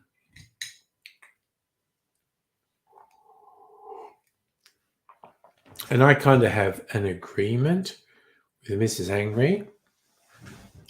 If I crash out before midnight, I can get into bed with her. But post midnight, I'm probably going to fuck up her sleep. So that's probably like a critical decision now. Should I just go to bed, basically?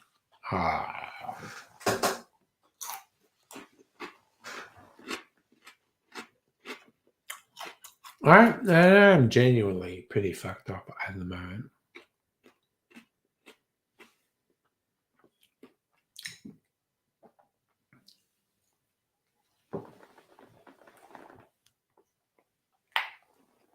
I kind of feel like I should just fucking go to sleep now.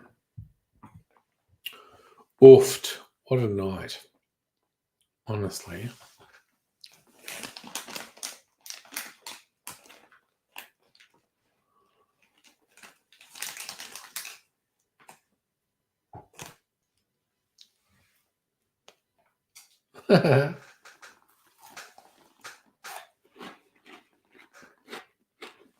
You know, this is a pretty wussy bailout pre-midnight on a party night. But I kind of feel like I'm going to do it.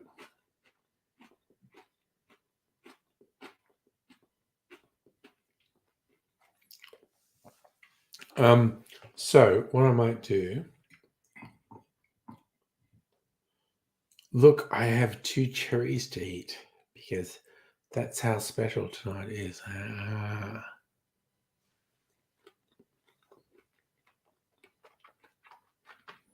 Oh my god, that's so fucking yummy. Oh my god, that's so fucking yummy. Oh, it's good. Alright, so I'm going to be responsible and punk as fuck. Crazy talk. Oh my god, those cherries are so fucking good. Oh my god, I love those cherries so much.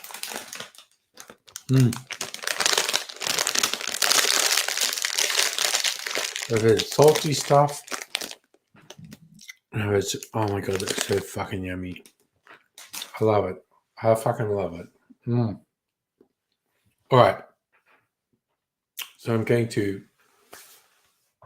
go off into the sunset. I'm not going to do it. There won't be a Saturday night stream. I'll be out on date night. There will probably be a Sunday night stream though. Oh, but if you're on the socials, like if you're on the Discord, I'll probably post some pictures of cocktails and food for Saturday night.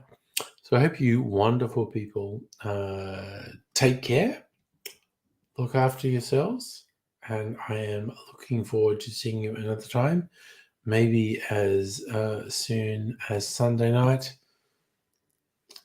Tip of the hat, sayonara. I fucking love yous all, as Jeff Fennick would say, and take care. I'll see you